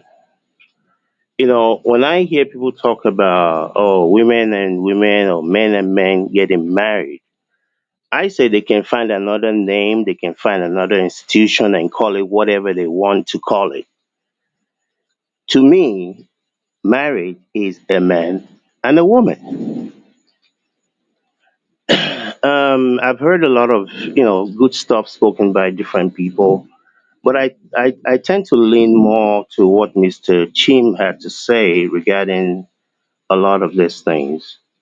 And one of the questions I ask myself is, what is the entire Nigerian population in America, Europe, in the Arabian states? What is the entire population? You know, um, Obviously times are changing, and the world is evolving, and like I've often said, when it comes to relationship on this channel here, it all stems from who are you choosing and what are the criteria that are making your choices. You hear people talk. I mean, I've never known that there were so many people in Nigeria that are just so rich that they're just giving their women cars and houses and all that. I don't know where all these people are from. You know, and I think when we talk in terms of the video that was played, one of the questions has to be, when we talk about this marriage institution in Nigeria, are we of what age group are we talking about? Because I remember many years ago when I was in Nigeria, I mean, we had leads, we had different situations that you go to. I mean, I don't know guys that were not kissing girls, and I don't know girls that were not kissing guys. So I don't know where these people are from. Yeah, granted, I was in Lagos and in Ibadan for a limited time. But even in Ibadan, I mean, I remember guys kissing girls that were their girlfriend, and so I'm a little bit confused. So if you're talking about people in their 70s or maybe even 80s, I don't know what time frame we're talking about. But when it comes to marriages, obviously, is about the choices that you make as a woman and as a man. If you like kissing, you shouldn't be marrying somebody that doesn't like to kiss. I mean, amongst other characteristics you have to look at. So, my concern in a way is when too many people use so-called celebrities. I don't consider them celebrities, they're just popular people, use their life and use that as an example. This one used to do this for the woman, or I mean for his woman, or for her man. I don't you know I don't Whatever Beyonce and the husband does has nothing to do with your life. Don't be comparing your life to other people's life. If you want to be in a marriage, be it in Nigeria, be it in any other part of the world, the question is, what is that institution? And like I think Mr. Chim said, it's an institution. If you don't want to participate in what the institution does, don't go there. Me, I don't like to dobale for anybody. But I cannot go to the Oba of Benin's palace and say, because I don't like to Dobale, I'm not going to Dobale. I will just not go to the Oba of Benin's palace. This is an institution. There are roles. There is a role of a husband. It means something. there's a role of a wife. It means something. The children have their own roles to play. But the catastrophe that I'm seeing that's been developing for quite a while are all these people that will end up nowhere because they think their own thing doesn't stink. They think because they have a job, as if women in the past never had jobs. I've said it here before. 40, 50 years ago, my mom had a job and businesses. So I don't know women that didn't have jobs.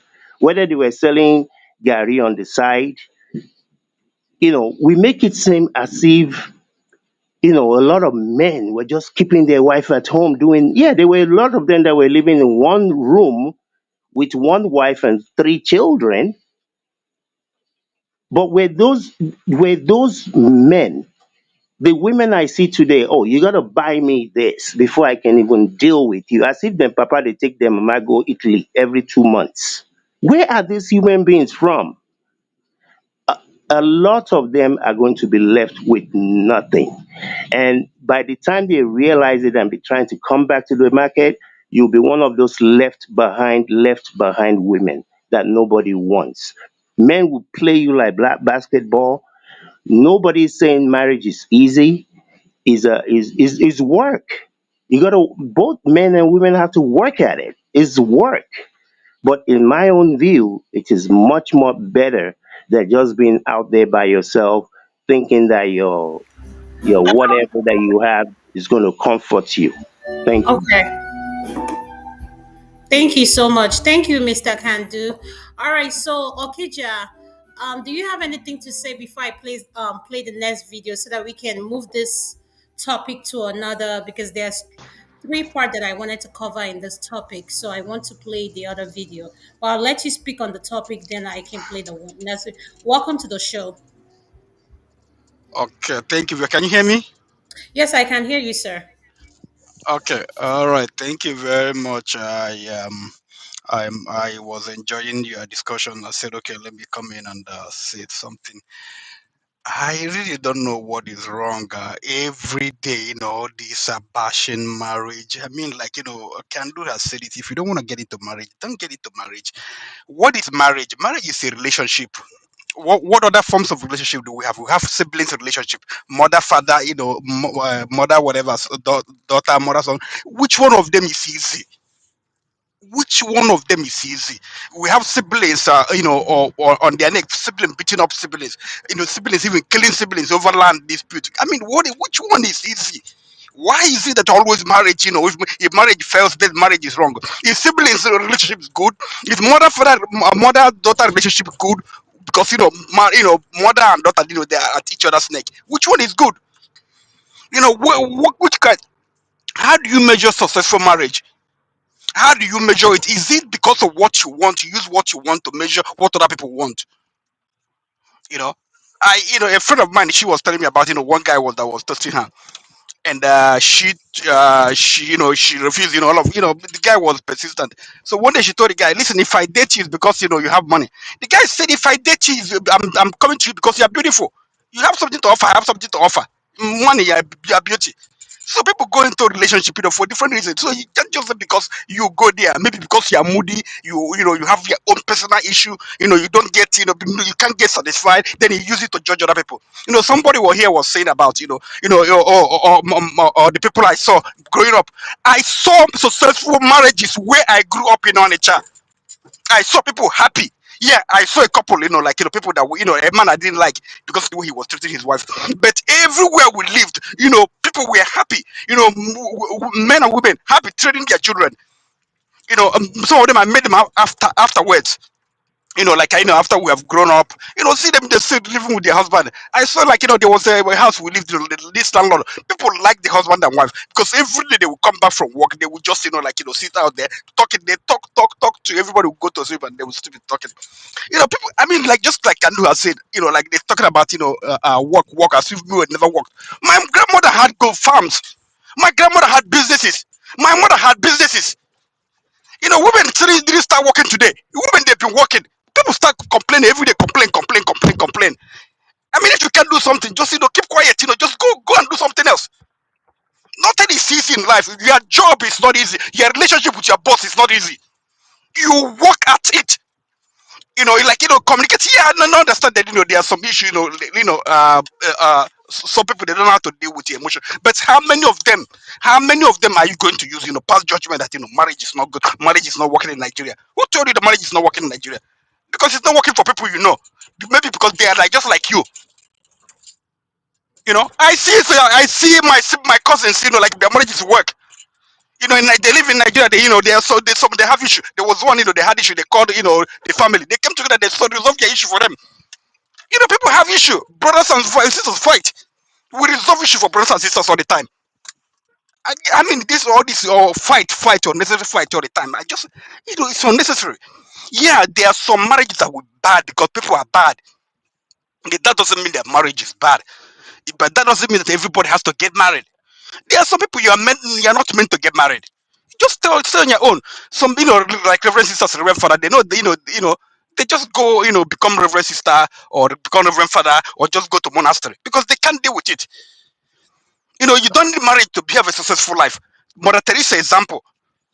She was like successful woman. If she was bitterly happy, I don't know.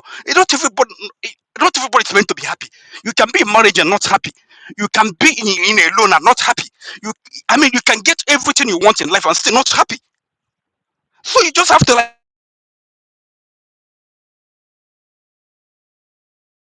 I think we lost you. I can't hear you. Adam, like real quick before he this comes or back, whatever right? relationship. I just want Try to to say get something. 50 Okay. 50. Oh, okay, okay. Hold on. I Trying think to get 50 50. You can't get 50 50. Or somebody must be like maybe 40 or 60 or 70 or 30. As long as those people are happy, you can't just Okija dictate to them. Olawazogo. This your tone. No, because I hate work every day. People are bashing. It's not that I'm a fan of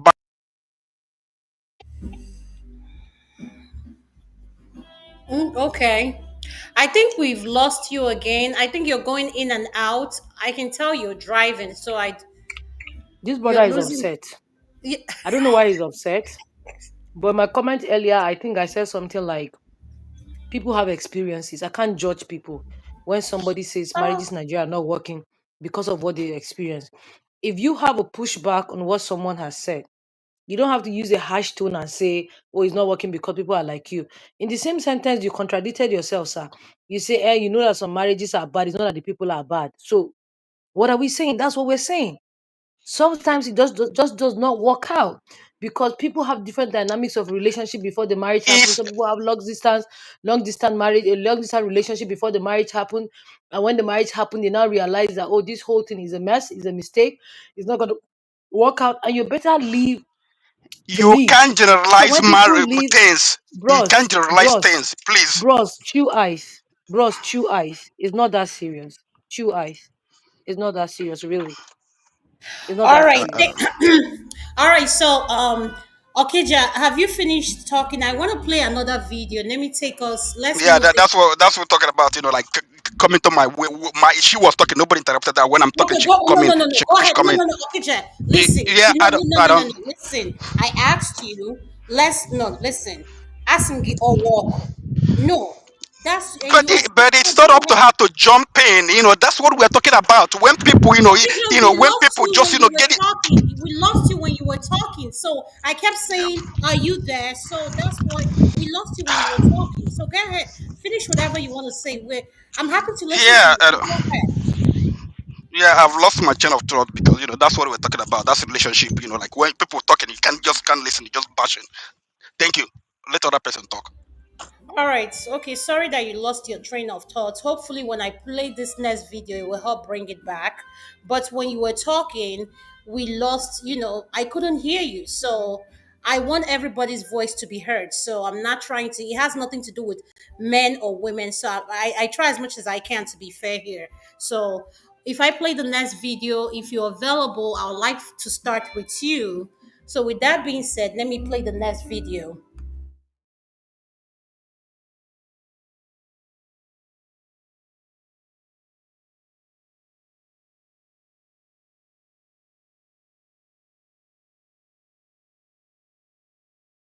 Adama, you're muted.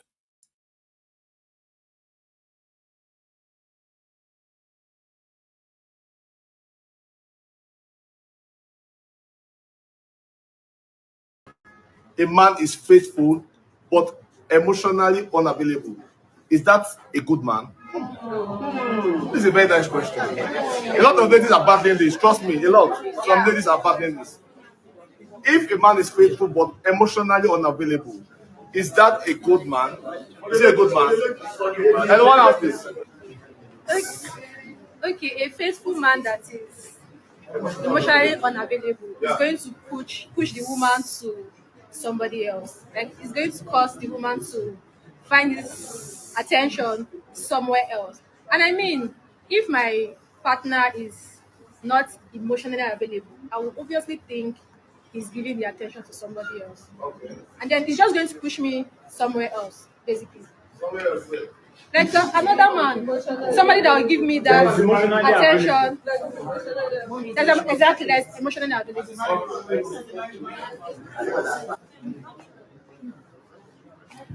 Okay, so I think naturally it's not enough to say someone is faithful, because you can be faithful because no one wants you and you're just boring. So there are some people that you need to be available. Your partner wants to go out, you want to have a good time, you have dreams, you want to explore life together, and that person is just not cutting it. They don't even know when you're down, when something is going on with you. They're just dons, like they're just there, but they are faithful. I feel like that's not good enough. So the question was, what would I? Is that a good man? No, the answer is no. You have to. It has to be all round. Yeah. If he's faithful and emotionally unavailable, doesn't make him a bad man. However, it makes him a bad partner. Do you get? Because if you are faithful and you are not emotional, what are we doing? Do you get? So that's my own. Hold on. Okay. The man is faithful but not emotionally available. I don't believe that any man here, yeah, is emotional. Men don't think emotionally. We are logical. Yeah. If a man is actually busy, he's actually working. He has businesses. He has big dreams, as my brother said. Yeah. Yeah. Obviously, you don't actually expect such man to be always available to you emotionally. Men are generally logical. If you have an issue, discuss it with me. I am actually married. I'm telling you this. Men are logical. Forget about emotion. Yes, we can actually express emotion from time to time, but not always. There is a kind of distinction there. A man that is busy, that has dreams, that has aspirations, you cannot expect him all the time. Say, oh, babe, I am down. Oh, babe, I am this, I am that. No, men are logical. Simple. 1 minute, though. Okay, well, I would say logic will win emotion anytime, any day. Okay. But you're incomplete human if you cannot mix logic and emotions. Now, you can't say you are a man and you're completely emotionally unavailable. Okay, let's leave the relationship. If your mother dies, will you feel the pain? Is that an emotion? Will you say because you're working, you're a billionaire, you're everywhere, your mother has died? No, logic, strong man, hard man. It doesn't work. Now, the reality is, we all know that as men, logic will win emotion anytime, any day. So I will prescribe 70% logic, 30% emotions. Thank you. I have a contrary opinion. I even do not agree that logic would always win emotions. Because as a marketing professional, one of the things that I learned in psychology is that a lot of decisions that we make are mostly emotional, for emotional reasons. In fact, the reason why the man would want to have all the big dreams and make the family happy is an emotional decision. A prestige in the society, you want people to see you a certain way, that's emotion. That's not really logic. That's not 1 + 1 = 2. That's because you want people to perceive you a certain way. You want your wife to go out in a very nice car and say, oh, that's my wife, that's the car. That's emotion. So I agree with you on the part that you must have a balance of both. And I like to say this, and I think it's really important, especially for women. Do not settle. You can have everything. You must have a scarcity mindset. Sorry, you must eschew a scarcity mindset. That mindset that, if I have this one, it may not have that one, that is flawed. I believe in abundance. I believe I can get whatever I want. And I think we should carry on with that. Thank you. I think I would want us to see it from another direction. Okay, what direction? Now, you said the man is emotionally not.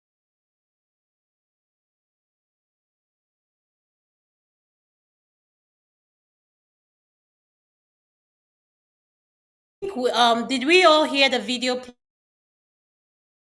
Yeah, I heard it. Loud Okay. and clear. All right. So, Okija, let me start with you. Then I'll come to you too, Niger. Okija, what is your opinion on that video? When you're with a partner who is faithful but not emotionally available. Yeah, I think some of the the answers I consider them wrong because like one of the guys that said the women you can have it all. No, you can nobody man or woman you can't have it all. You just have to compromise to get most of the things you want. You can't get it all.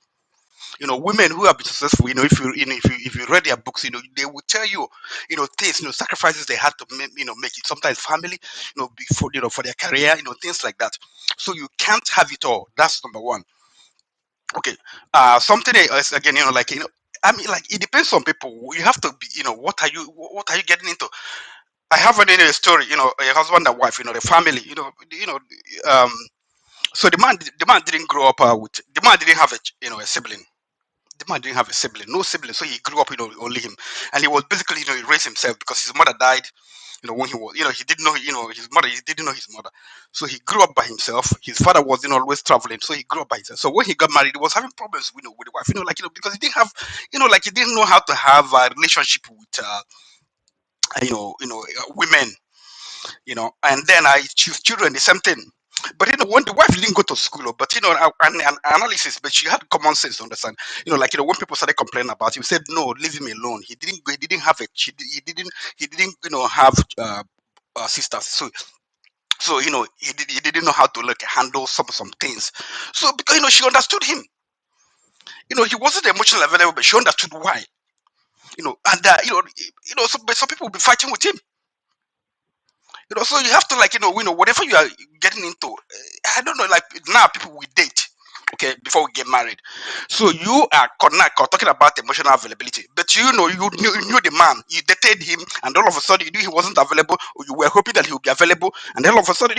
And then sometimes people want, like the guy was telling me, everything you can get everything. No, sometimes you have to make sacrifices.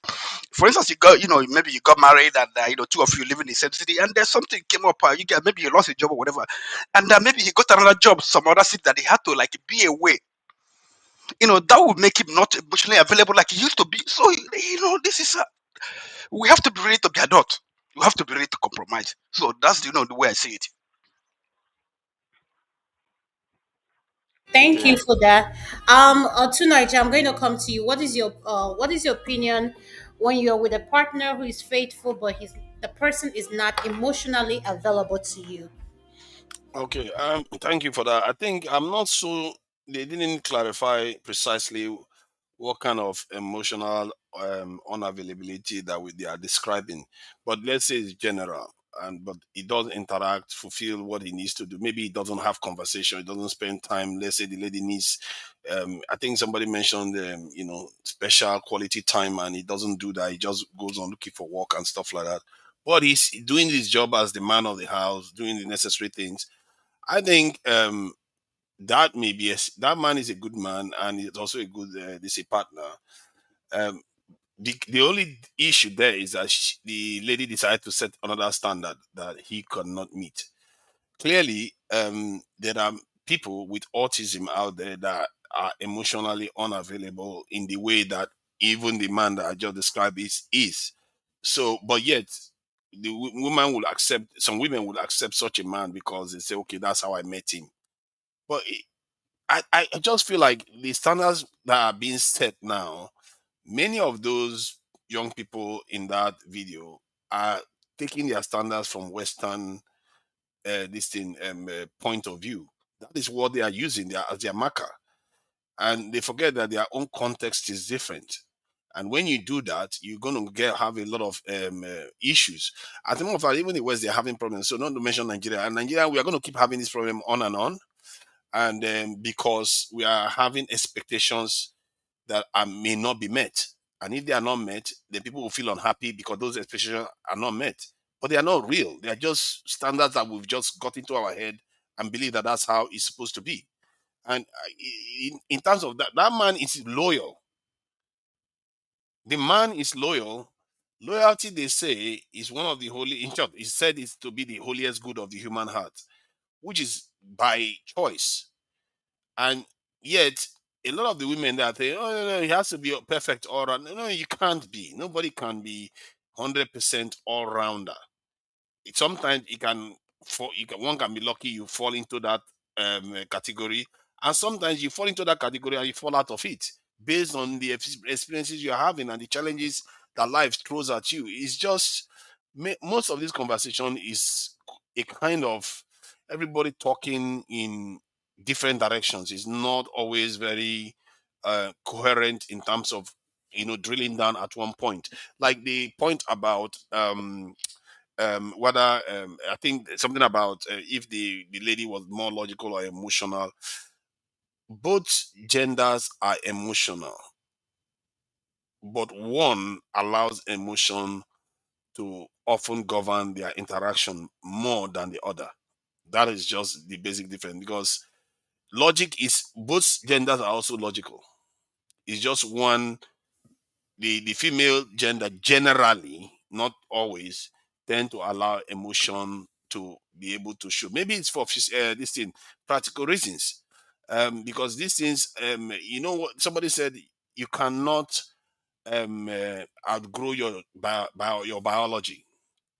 You cannot outgrow your biology because there are certain things that are already hardwired, and for you to just start thinking that you can behave differently, it's impossible. If you expect a man to become emotional and doing all those things, that man will lose all traits of him being a man, and you are going to have a doodle on your hand. And believe you me, you're not going to want that man. As a matter of fact, the numbers show that women don't like those men. And the same thing for women too.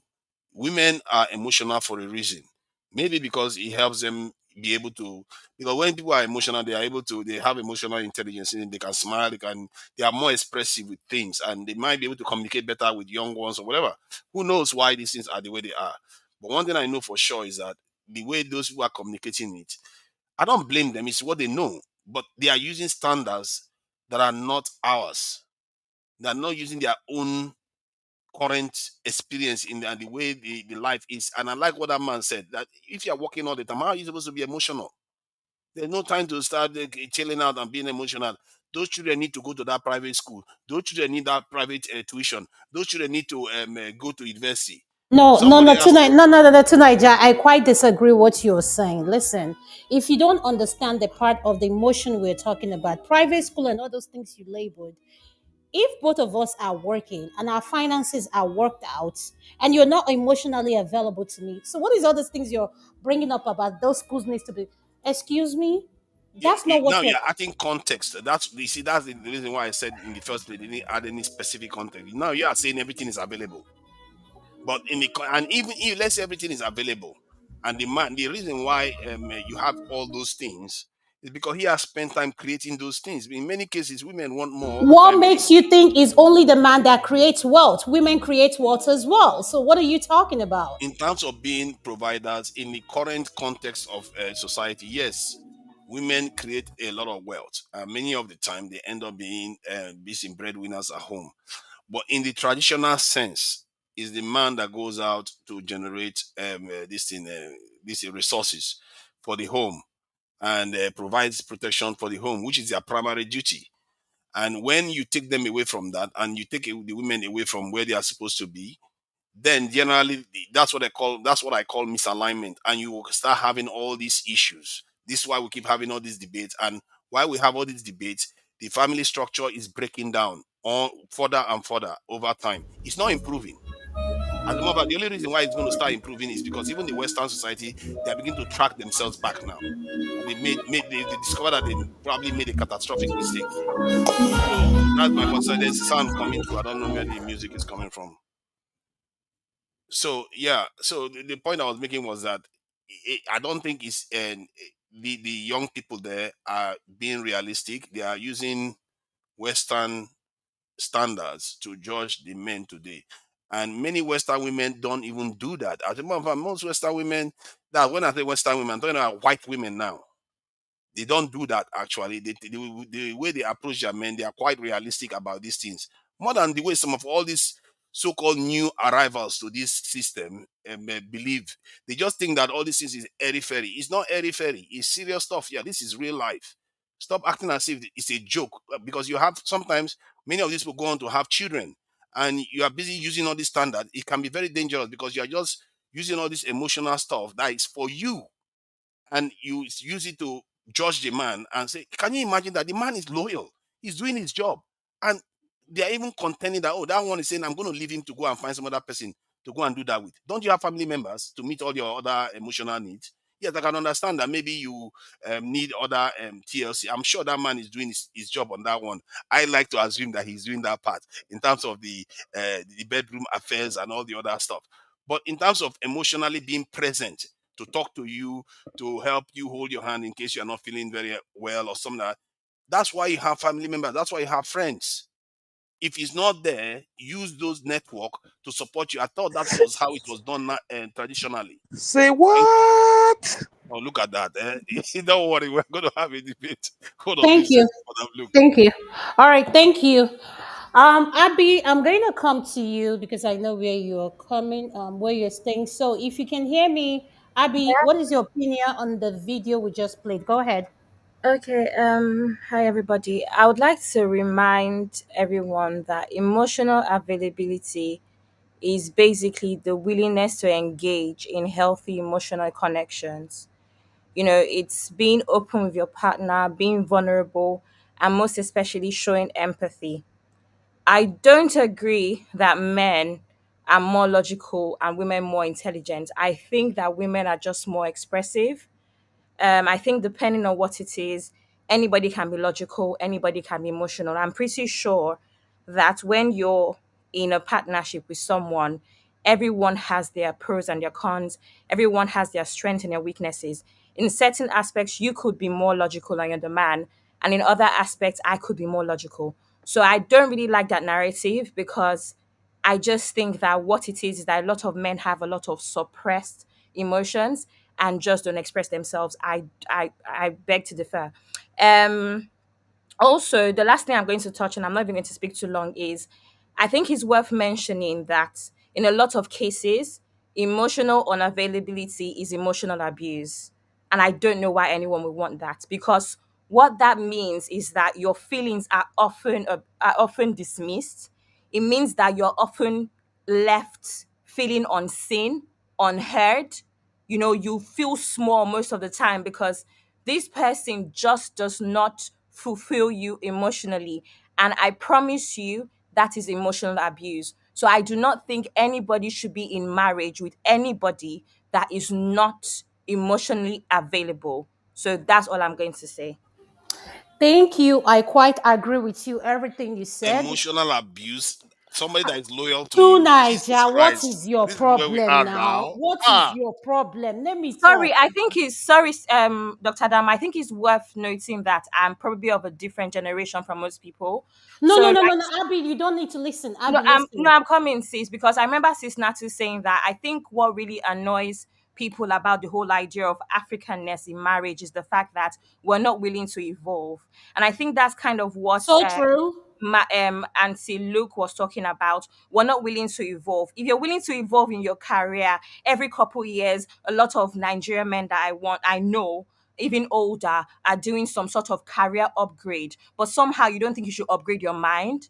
You don't think you should upgrade. So maybe I'm speaking from the perspective of your younger person, but I'm going to let you know that if somebody tells you that your feelings are not relevant, your feelings are not important, they are dismissing your feelings, and that is emotional abuse because that is suppression.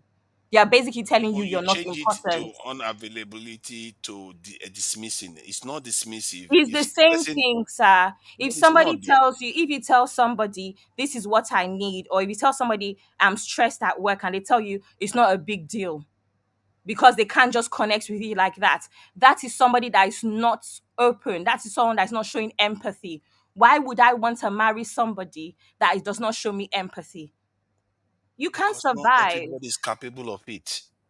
Then that's why I'm saying that anyone What that's are you? not capable of If you're empathy, not capable of empathy, then you what are have you no doing? business being married. If you're not capable of empathy, you have no business being But married. you are That's why more Nigerian men, you are more likely not to be married, not him. He's going to No, get married to other no, women. well, that's no, why I'm no, saying no, that's no, why a lot of women are Tunaja. No, that's suffering. not. No, Tunaja, you're not listening to what we're saying. This is what you need to listen to.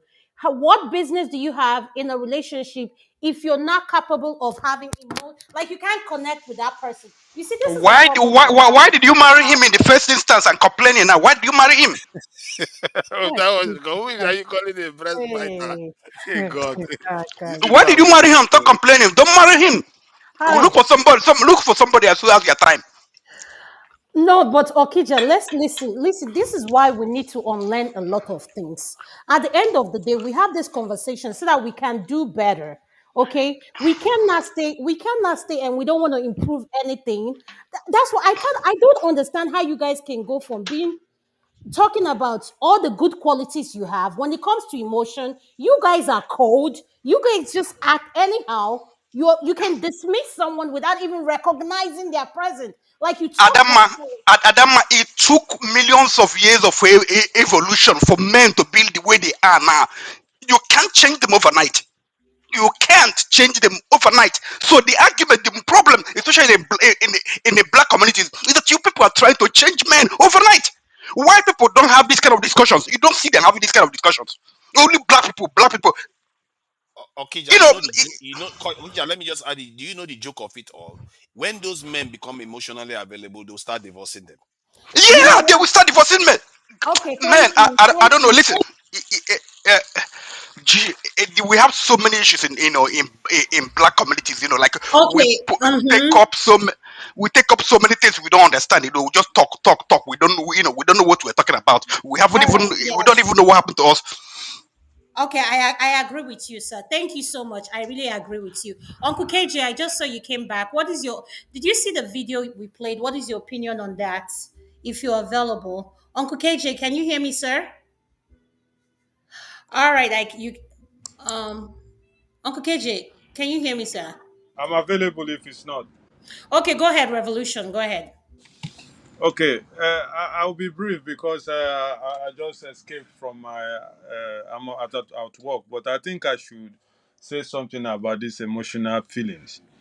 You see, like I said from beginning, in any relationship, you must be ready to give 50 plus 50. And when you give 50 plus 50 in a relationship, you that has this emotional feeling, like many girls will say, is them who have more emotional feeling. They want this. I'm stressed at work. You're not listening to me. They should also understand that the man himself is another being. But because of the 50-50 love, you have to also tamper. You understand what I mean by tamper? You must also understand the man. But if you say you want, like I'm in a mixed relationship, when we talk about Western, they want to base it on Western now, this When you Western. say mixed relationship, I want to understand what you're saying. Are you saying My you're in a wife, my wife is biracial white. relation, like you're a Caucasian woman and is Yes, that my what you wife is mean? a Swedish, Okay, go and ahead, me sir. being an African. So I can tell you a little bit about them if we want to base it on Western culture, because the men are saying African culture, the ladies are saying, or the young ones are saying, or like forefather was trying to explain, that we are now trying to move it up to the Western, the young guys now, the young people.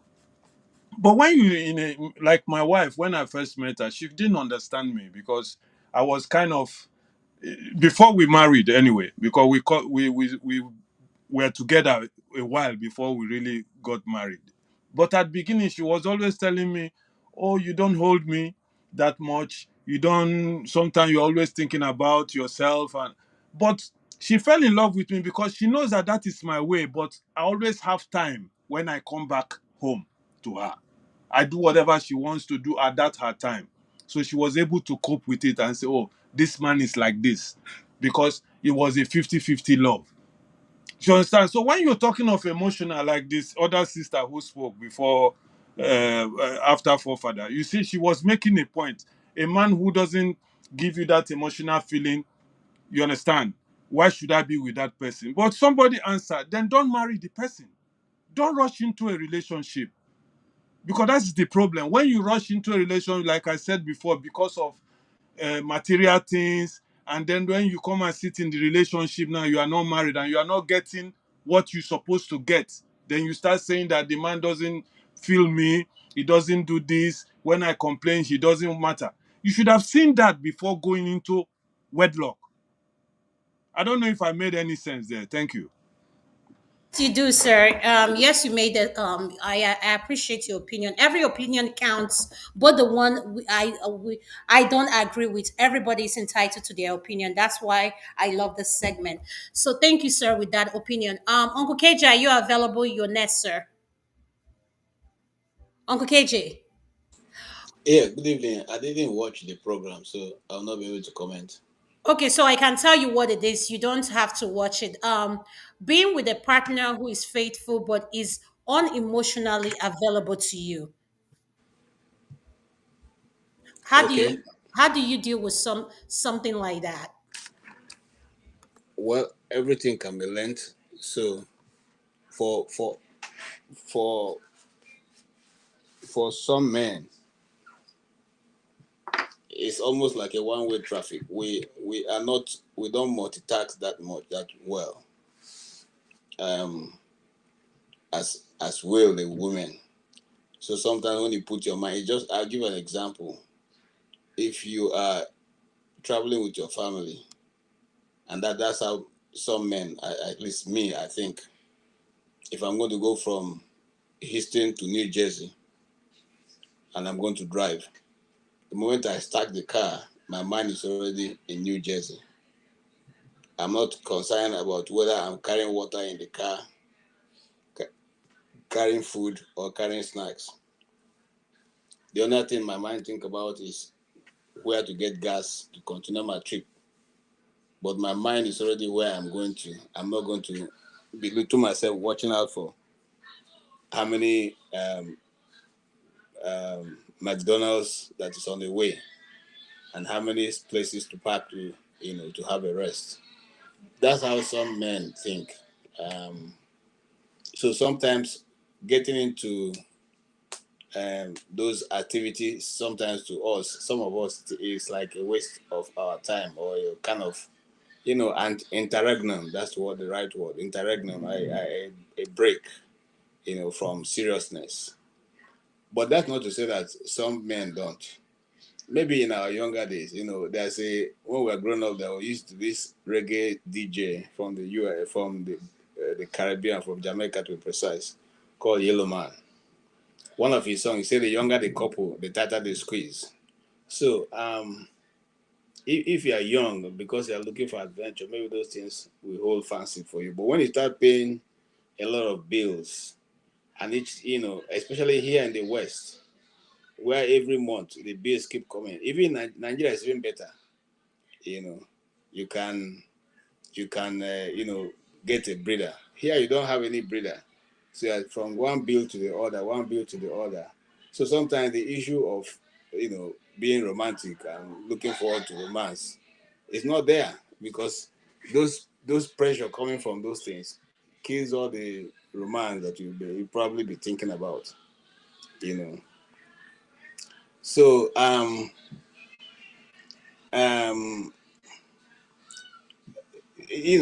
for me, yeah, it's neither here nor there. If you marry a lady who likes all that, well, if you marry the one who don't like it, also you'll be able to adjust. But if you marry the one that has some of that, you may just have to find a way to balance the act, so that there'll be peace in the house.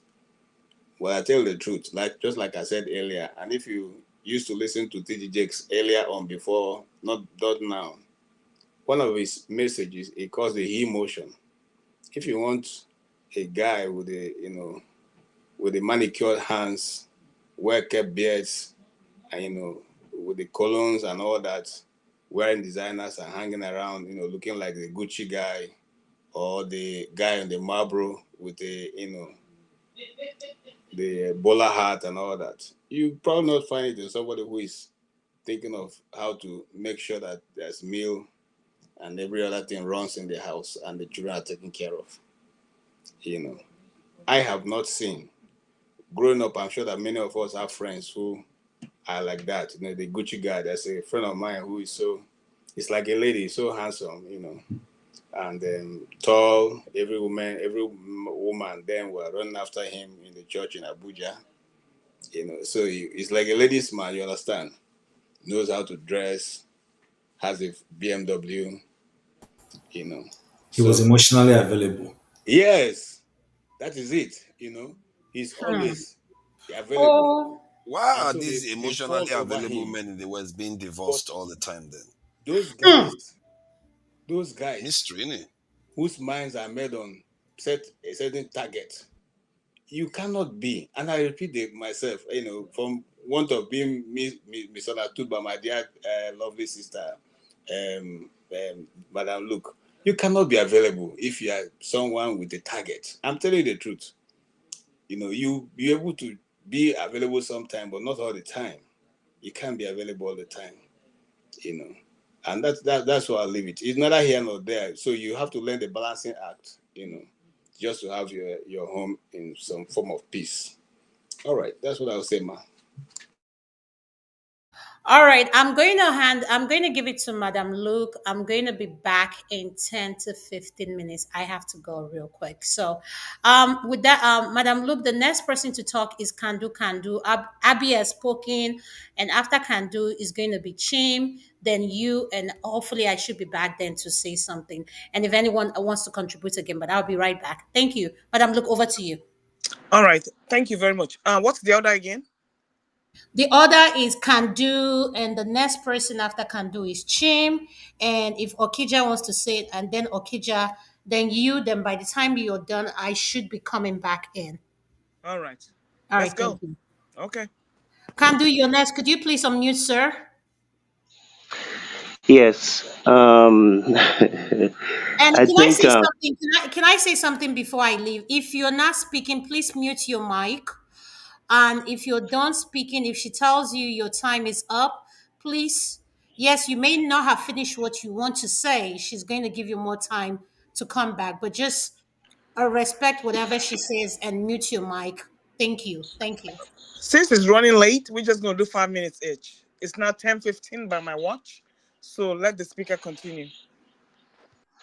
okay. I think forefather said a lot of the things I was thinking, and at the end of the day, it's all about the choices that people make. Like Mr. Okija said, why are you marrying somebody that you don't know? I mean, did you just meet in Vegas and just went and got married? You know, um, that's not to say that even if you took time to know someone that you will not have problems. Like I always say, life is about problems and solutions. That's all it is. If you don't have problems, you're not alive. If it's not your problem, it might be your wife's problem, your husband's problem, your parents' problem, your siblings. That's all. At least that's the way I see life. Is about the problem that arises and what solution do you bring to bear. That's what it is. I think when I spoke earlier, I discussed the issue of what is the institution that you're going into. If you want to go to Harvard, there are certain things you have to have in order to go there. If you want to go into a marriage, it is not a partnership. May God forbid me and somebody being married, being partners. I am the husband. It means something. This is not a law firm. This is a marriage. And the individuals in it play certain roles. If you don't want that, then don't go to that institution. Go find something else and label it whatever you want to label it.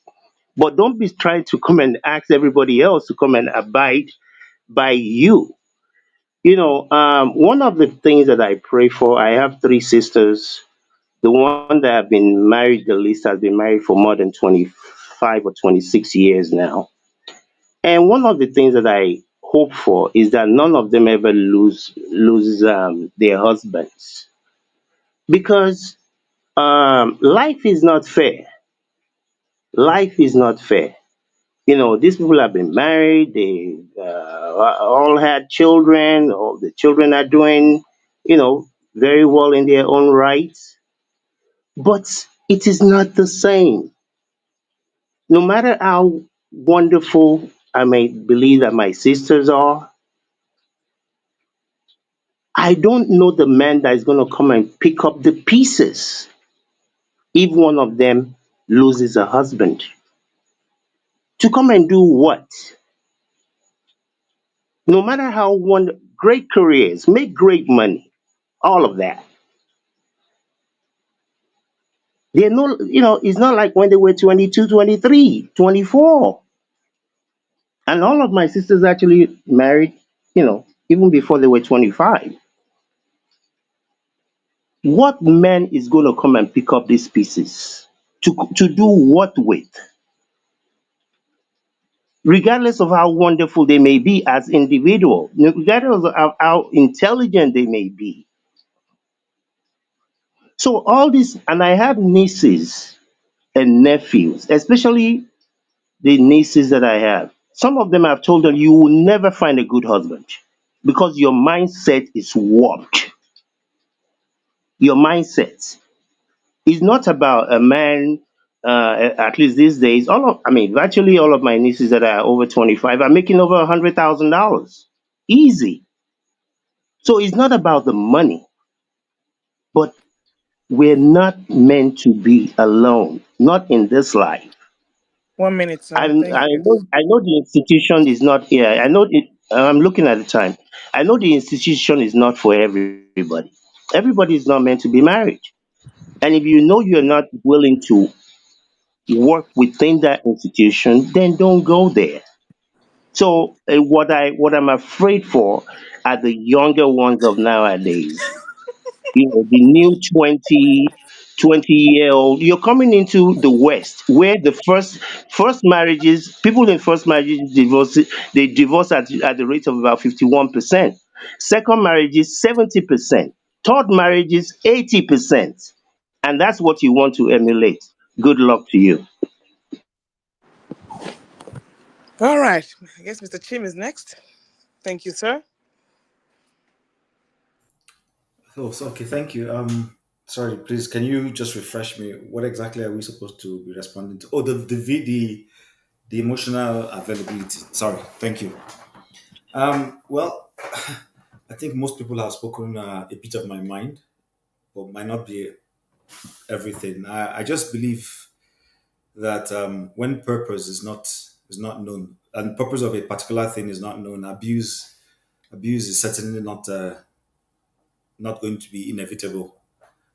People, I do not have any problem with this whole called being emotionally available. It's you should be emotionally. I mean, in fact, the fact that the person can consciously make an effort to attend to some of your requirements or needs or requests, that's an evidence of being emotionally available.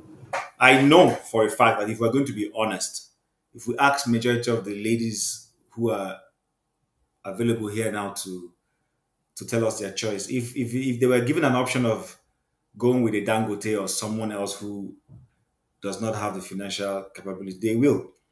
But we know that Dangote will not give you emotional availability. That's a fact. He's too busy trying to run his empire, close deals with countries and all that. And so he's going to be away and all those things. But here we are. They would want, people want to eat their cake and have it. That's the funny thing. People don't want to be honest with themselves. And I'm not saying that It is wrong for you to want to have someone who can provide, substantially financially, and then be able to do the other niceties, as it were. Yes, everybody wants that. But the truth is, if you were to ask people in the heart of their hearts, a lot of people will desire the Dangotes wherewith, but he is not emotionally available. He is not. If he was emotionally available, he won't be a single man. He won't. That's a fact. So I just think, for me personally, people need to get over meals and bones. We've read too many meals and bones, and we think life is about meals and bones. Life is not. Life is real. Like Kandu said, life is real. You have choices to make. And all those manicured personalities that KG has spoken about, and a few other people have alluded to. They become, after a while, they become sissies. There's nothing manly about that person, and that's a fact. They become too girly and all that. So we need to be very honest with ourselves. I'm not saying that somebody being emotionally available should not be a requirement. I agree. The guy needs to be emotionally available. I agree. But nonetheless, let's be very honest with ourselves. Life is real. Life is not meals and boons. Life is not Nikata and all those novels we read. These are fictions. A lot of things, a lot of people are, say a lot of things those people were all talking about there. There was only one person who was reasonable with his reply, and that's the guy who was wearing the northern hat. I don't want to assume he's a northerner, but the guy who was wearing, who said it clearly that if your mother dies, you're going to express emotions. In fact, for some people, if their dog dies, they will express emotions. They will feel it and all that. But the truth is that for men, life is more of 70 to 80% logic, and the other percentage being emotions. And no germane person who's pursuing a dream is going to be, emotional all over the place. A lot of the emotional people, men, are the ones who are not very successful. That's the truth. But the people who really are accomplishing things, you don't see them hanging around with, carrying this emotional life wire all over the whole place. It's a fact. So I will end. I don't want to overtalk. I will end by saying, let's get away from this mills and boom mindset. A lot of things some of us are pursuing are not the reality of life. Life is real. When life hits you, when bills hit you, then your rational thinking will come in. You begin to think about, how do I go make that money? What do I do? What job do I take? And that's the way life is. Thank you, sir. All right. Madam, look, one second, I beg. Let me just say something real quick and drop out. I'm Please going do. out of the studio because I've been out the whole day, so I didn't have plenty time for my husband today, so that's Please why I'm do. in and out. So when we're talking about the emotional intelligence, the emotional availability, and that's why I came in. Emotional intelligence is very important in every marriage. And being emotionally intelligent does not mean that, or being emotionally available does not mean that you cry when your wife is crying, you always be around her, you don't go anywhere. You're saying that a man that is successful, most of them cannot be emotionally available. That's a lie from the pit of hell. Don't let anybody deceive you. I Don't didn't use say that one that be though. deceiving I didn't yourself. say that though, sister. I didn't say that. No, Brachim, I heard you. You know I I like you didn't say very that. well. No, I didn't say that. Maybe you misunderstood. I said will not always be emotionally available. I We, agree we with your no no starting comment. okay, I take that back. My apologies. We do understand that if a man is emotionally available and things happen that there are times that he's not available, there's no woman that will not understand that. There's no woman that will not understand that. But we're talking about the men that their emotional availability button is switched off and they threw away the key in Bermuda Triangle. Those are the ones that we're talking about. The ones that their wives are in the hospital sick, they will not call the whole day or even go there because her family members are there with her. That's the one that we're talking about. The one we're talking about is after your wife gives birth, you don't give her a break. You're expecting her to cook maybe even 1 week or 2 weeks after giving birth because you see her walking around, you think that she's okay. That's the one that we're talking about. The one that we're talking about is the one that after your wife goes through childbirth or CS, you think that, oh, the baby is out, she's okay. You don't know anything about postpartum. That's the one that we're talking about. The one that we're talking about that your wife's mood has changed the whole day and you have not noticed that. That's the one that we're talking about. The one we're talking about is the one that is talking to your wife and she's giving you straight answer, and you're not even cautious enough to say, "This is not the way my wife responds. What's happening in this house?"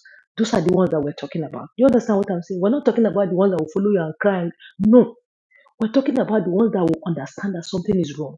The ones that will want to provide solution, even if you're not there. When my mom had her 70th birthday, I was in America, I didn't make it. I planned the birthday from America. Do you understand what I'm saying? I remembered when I was doing my master's, my husband was in Nigeria, then he wasn't here. There was a day that I came back and I emotionally, I broke down, I had a mental breakdown. And he was like, "What's the problem?" I'm like, "I've had an assignment due. I just came back from work, I'm exhausted." He just said, "Send me the paper. What do you need to do?" I said, "Summary." I swear to God, I went to bed, I woke up in 4 hours, my homework was done. That's what we're talking about. The one that will understand that my wife is back from work and she's tired, she needs a break. Baby, you don't have to cook, let me order. That's the one that we're talking about. Do you understand what I'm saying? I'm not talking about the men that will be following you tail to tail. No. The one that will pick up his phone and say, "Babe, how are you doing today? Are you okay? Okay, I've seen that you've been busy this week, so I'll order food for us or I'll pick you up. Let's go and eat dinner house and just come back home and rest so I don't have to do anything." "Oh, babe, I called the cleaning lady to come and clean the house so I don't have to clean this way so I have some break." That's the one that we're talking about. Emotional availability. Your wife wants to know that you are in the marriage with her. We know you are out chasing the bag, but you also all the people that are talking that black, you're saying cho cho cho cho cho cho cho. Back in the days, even me, my father, not all the time, my father followed me to school for inter-house sports. But now every parent wants to be at their children's game. What does that mean? Emotional availability. So that's what we're talking about. But people are changing the whole thing. Oh, what if you don't want to marry a man if you want a man that's emotionally available, why did you marry him? Things change. Life Not happens. not Life is lifing. not too sorry. Quick one. I'm sorry, please, madam. Look, please, just a little addendum to what she's saying. I'm happy you brought this whole follow your children to go to soccer, go for their social activities. But you also know that many of those people who are doing those things have sorted out that financial thing you're talking about, so they're able to give that in a time. So for the person who is like Cage has talked about, the person who is doing a 9 to 6 or having to run from one job to the other and is unable to attend that, but he's doing the same thing so that he can be able to provide for those kids also. Is there anything wrong in that? But Chim, Okay, there's nothing wrong okay, in that. not Let to, me not no, to, I'm coming. Sister hold, Adana, hold please, on. 1 minute. I'm going No, to no, go no, on no, the no. studio. I'm going to let you continue. I'm back. That's what I want to say. So go ahead. Okay. Continue. Go So ahead. no, there's nothing wrong with that. But let me tell you what will be special about that going to that 9 to 6. You call your child and be like, "You're going for the games. I'll know that is at work. I'll not be able to make it. Mommy is going with you, but I wish you all the best. My spirit is there with you. I'm cheering you up. I want 2 goals. By the time you come back, I want to hear from it." While you're still at work, you call your wife, "Babe, no vex. So I know you're trying. Thank you for all you're doing. But very soon, if this thing balance, you know now, take care of you, blah blah blah." We know that emotional availability. Then when you come back from work, your children will now hug, "Daddy, I made it. Oh my God, I'm so happy." It's not the one that your child has games that day, you don't even know that he has games because you are chasing the bag. Are you going to tell me that because you are chasing the bag 9 to 6, because you want to see your family settle, you will not eat food, you will not take care of your health? Guess where you end up? You either end up in the hospital or in the morgue. That's what's going to happen to you. So that's the point I'm making. Those little things are those things that matter. That's what we're saying. We're not saying that you should give the whole of the day. "Oh, I'm not going." I We don't. lost I've you. not seen them. I've not. Can you hear me? I've not seen them the whole week, but every night I have a video call with them. This boy was invited for an ice cream date in school. He told his parents they can't come. He invited me. Why? I spent 2 weeks without seeing them, but I call them every night, even if it's 5 minutes. That's what we call emotional availability. We know you are chasing the bag, but let your family know that you are there. "I'm doing this because of you people. How are people doing today? How was school today?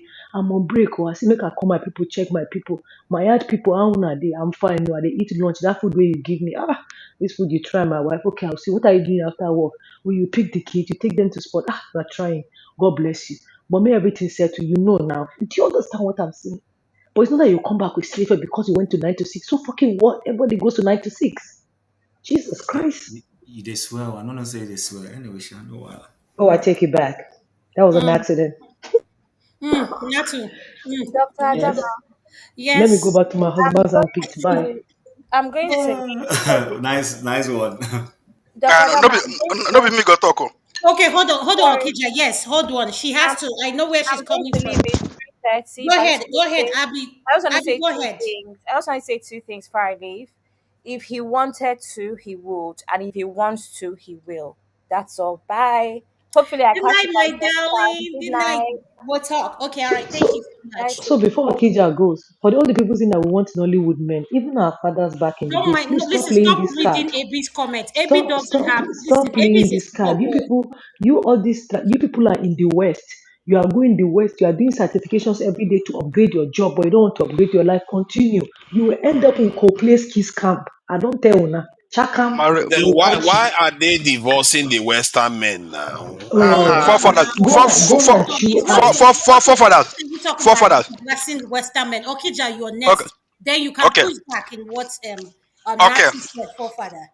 Yeah, now to thank you very much. I appreciate whatever you said, but the issue is this: uh, all the men here, all the men here will bear me, will bear me witness, and all the men listening outside there will bear me witness.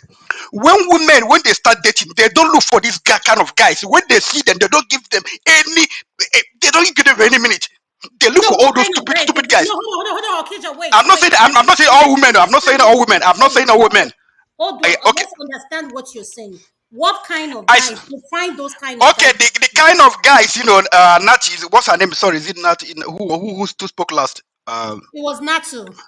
Okay, now too, although that kind of men, she's talking about. I mean, like, we have well exhausted this issue actually because, like, availability, it could mean a whole lot of things because, the money is not available there. That doesn't mean that it's not available there in the spirit. It's important to be there. But when you can't make it, this is life. Life is not like, life is difficult. Life is not easy. Okay, but anyway, but in like people, a lot of us, you went to school, you saw some women, you have, your women friends. When they trying to make that decision, they don't. All these nice guys, they don't give them, they don't pay attention to them. It's all those stupid guys, that break their heart, that not treat them anyhow. That's the one they go to. Most women, a lot of women, that's the thing. So these guys, You know, Kija, you're eventually, even they start confused. complaining. You don't even know what you're saying. What kind of men are you talking? No, I'm talking about Natu. The man she spoke about, paying attention, all those things. I live with That's one in my house. I live with one okay. in my house. Yeah. I Listen, I grew up say in a lot of, Nigeria. I say a lot of women. I did say every woman. And all the men, here we pay at, like, people, you have seen things, if you went to university or even secondary school, you will see all these things, happen before you. Actually, like a friend of mine, she was in the university, fine girl, like my, not my cousin, but we came from, the same city. So when we, went to university, we became friends. What, like her boyfriend, I was telling her, why do I knew the guy, the guy was a cheater. And I said, why are you going out with this guy? She was like, I like, the way, I like the way he handles his car. Look at, I was like, what is wrong with this girl? Like, I have seen girls give so many, You want to use that one girl and generalize all I'm of I'm us. I'm Now, giving Kija, you stop it. example. I'm giving you example. Stop it. Okay, okay. Please. And I didn't That is say not it's even all women. realistic. There are some women who know what they are looking for.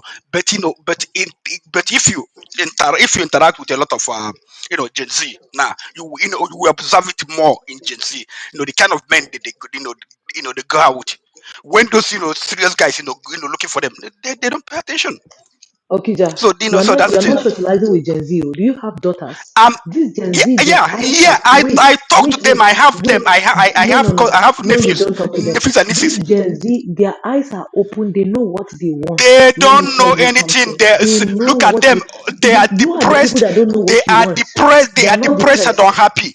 They are You see this depressed and screaming that you're unhappy. screaming is a sign of depression. They are not depressed. They are They Now, very are people happy. allow depressed him and to unhappy. talk now. Let So him talk. yeah, yeah. They are depressed and unhappy. I talk with them. I have nephews and nieces. I talk with them. I have a daughter. I speak with them. I mean, like, one said to me, Uncle, why are you always happy?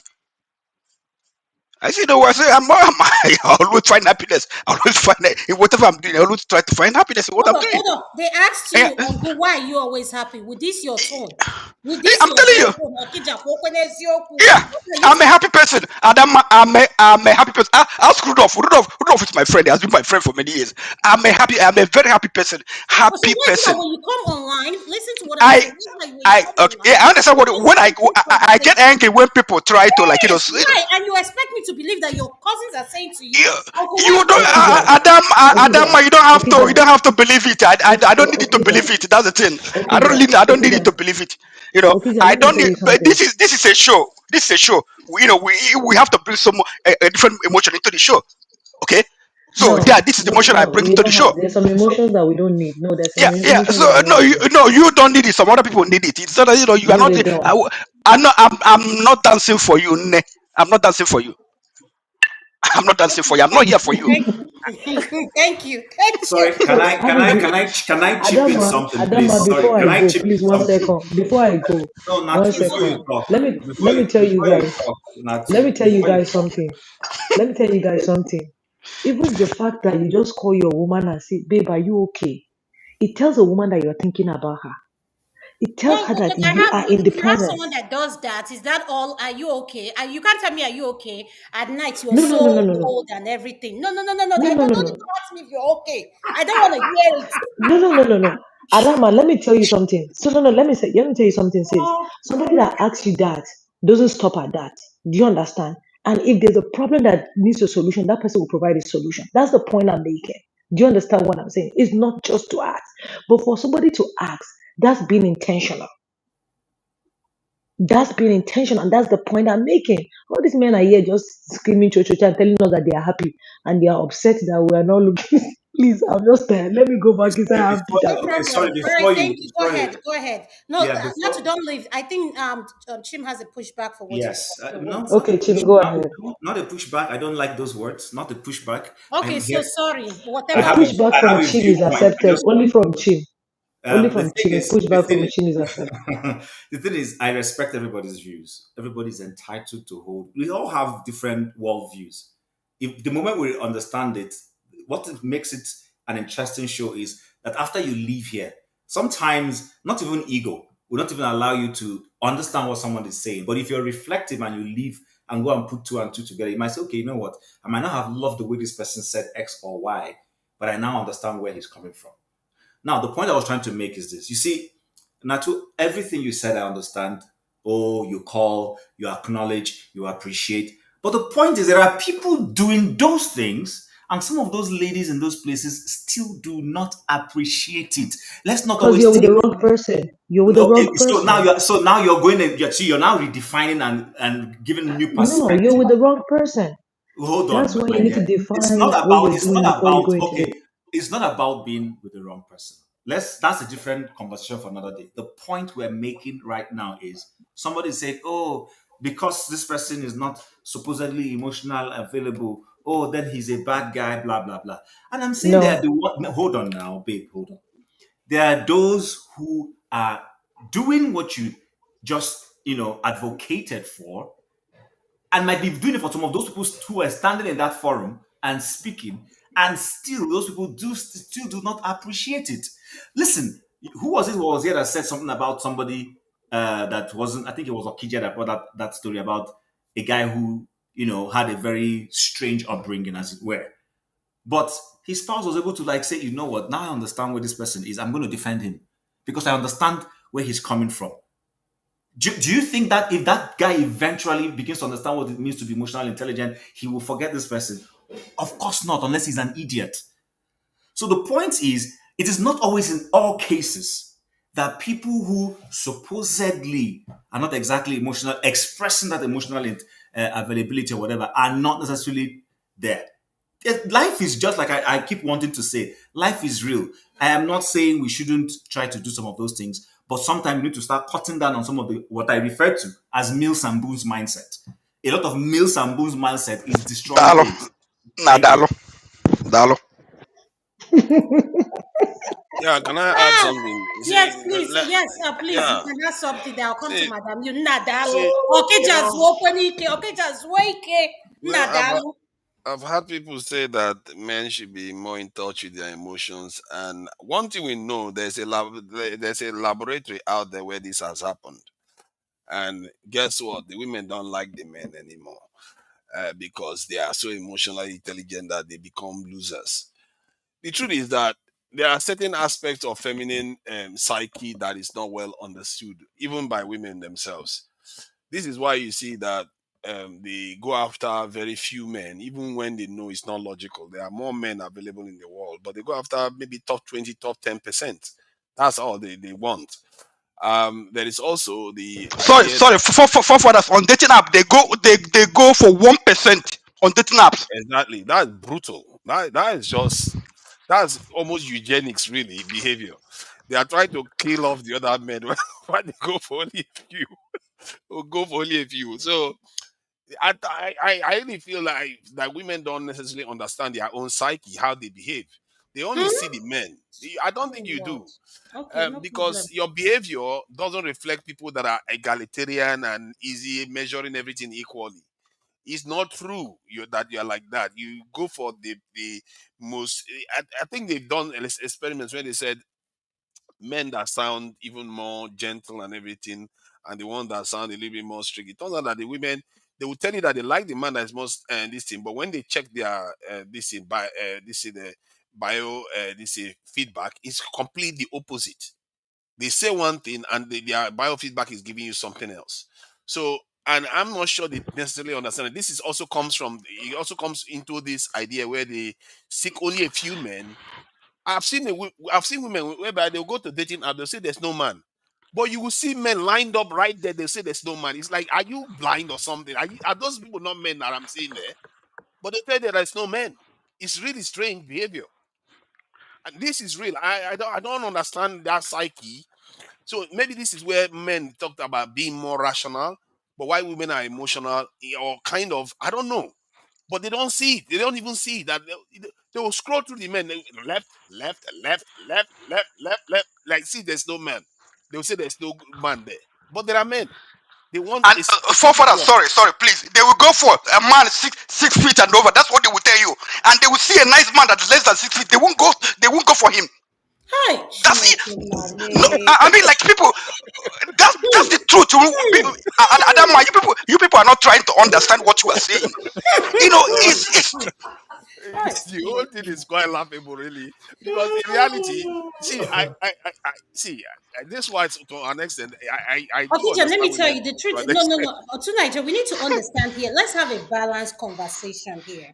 At the end of the day, you're with who you attract. You're with someone you love, you want to be with. And sometimes that person can't take you to a place you don't want to. What we are saying as women is, you men, how do I say it in Okija, help me, and Madam Luke, help me. How do I say it? Um, you guys are like, I don't know, you're so cold, and at the same time you don't have empathy. Like, when you shut down, you shut down. It's like you don't see that person, anything that person is doing, you're not even seeing it. Can you So define Let empathy? me no, ask you it's now. not true, Adama. No, I can mean, you? some Ask No, people no, you no, are no, like no, that. no, no, no, no, no, no. Yeah, but it's not generally true. Okija, can she define empathy for us? Yeah. Define empathy. I have nothing to say. Please, Madam Luke, you're next. but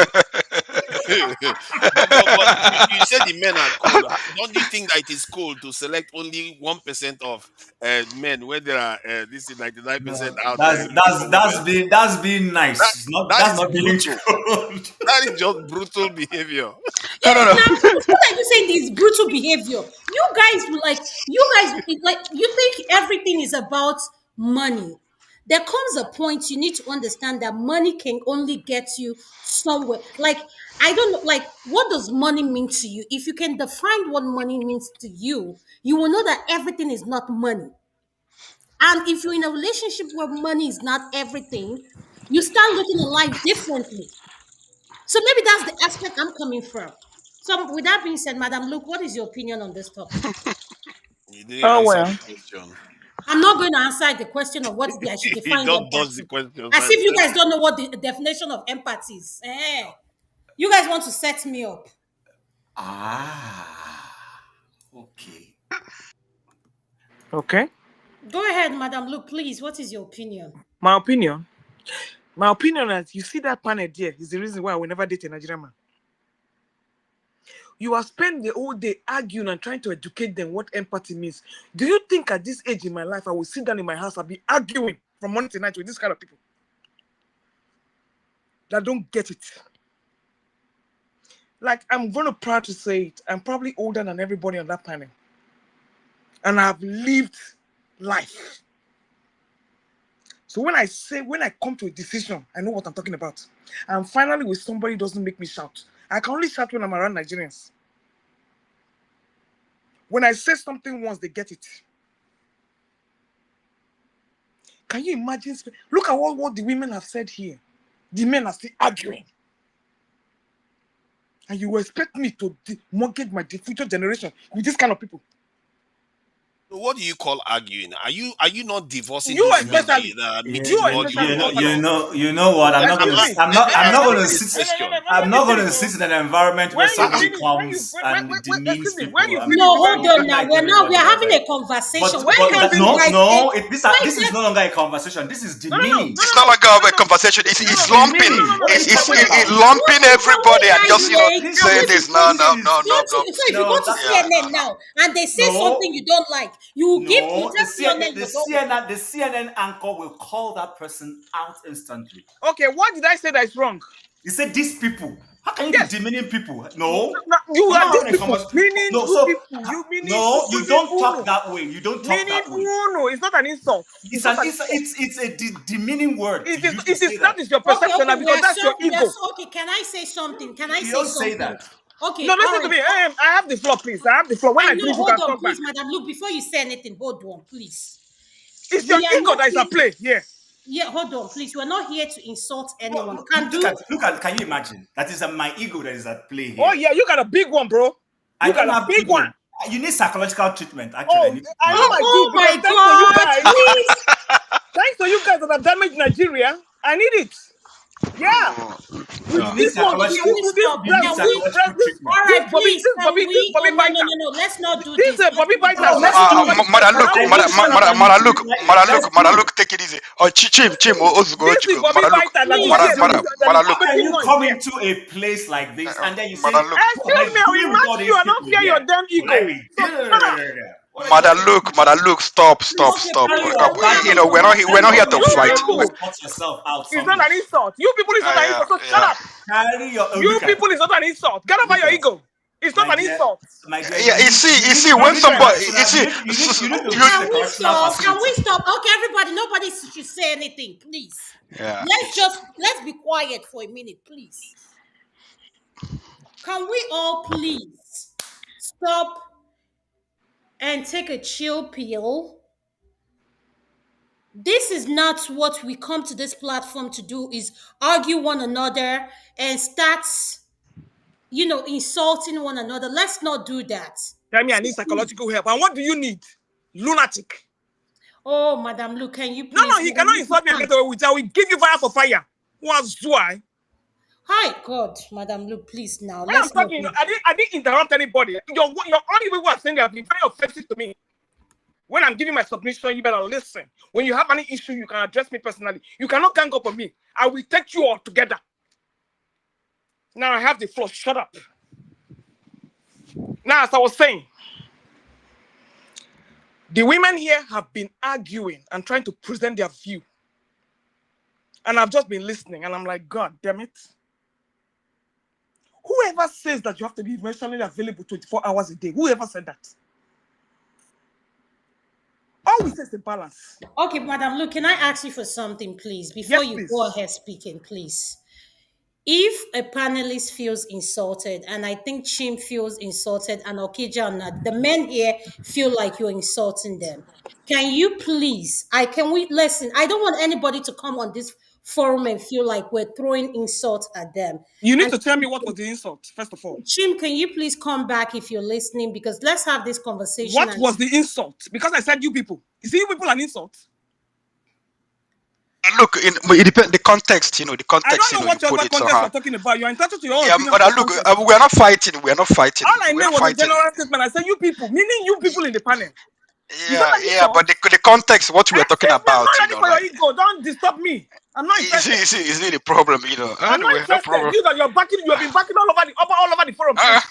Listen to me. If you leave, I don't care. I'm not apologizing. This would rather be my last day I on the don't. show. I don't need the apology. I Thank you. don't I need would it. rather leave the show. I I'm not don't need. apologizing to any of you. I Bobby don't. Bite. I don't. I don't. As I was I'm saying, not. please don't interrupt me. I'm giving my submission. I did interrupt you. Go and sit down somewhere. Like I was saying, I have dealt with my Nigerian men, and at my age, I know what I'm talking about. You see, this is why I said I'm not going to deal with you people. I'm repeating it. You people make us shout. You will not listen. Anything we are talking, you are talking left, you're talking right. I'm not here to stroke any of your egos. Me, I get my own man. I'm not come here to find man. I'm not interested. I'm not interested. So when I'm talking with, I don't disrespect people. But because I'm a woman, I cannot talk. You feel that if I talk, I have to double it to you. Now lie. You know what happen. You know what happen. And he's telling me I need psychological help. Hello? You are lucky that I don't want to say what I want to say on forum. Who born you? I say I'm older than all of you in that panel. Go and look at it. It doesn't mean you people that call a culture, then you will respect me even if it's for being your older.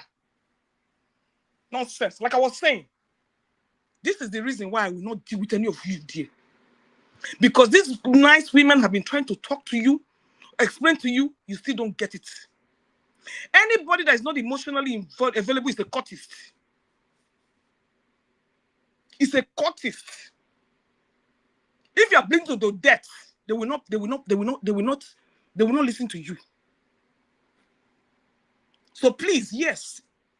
And people are saying that, did you not know the person you were married to? Let me tell you, people change in marriage. My husband went from calling me at night to keep me awake when I'm sleeping at work. I was hearing all those songs until he showed me the kind of person he was. They change. And when a relationship does not work, it is the men that is the fault. I'm not saying women are not at fault, but you see, Nigerian men have made me unemotionally available. That game that they play, I have perfected it. I have perfected it. And that's why I'm telling you, when you go and date somebody from another race, that you will know the damage that you are in.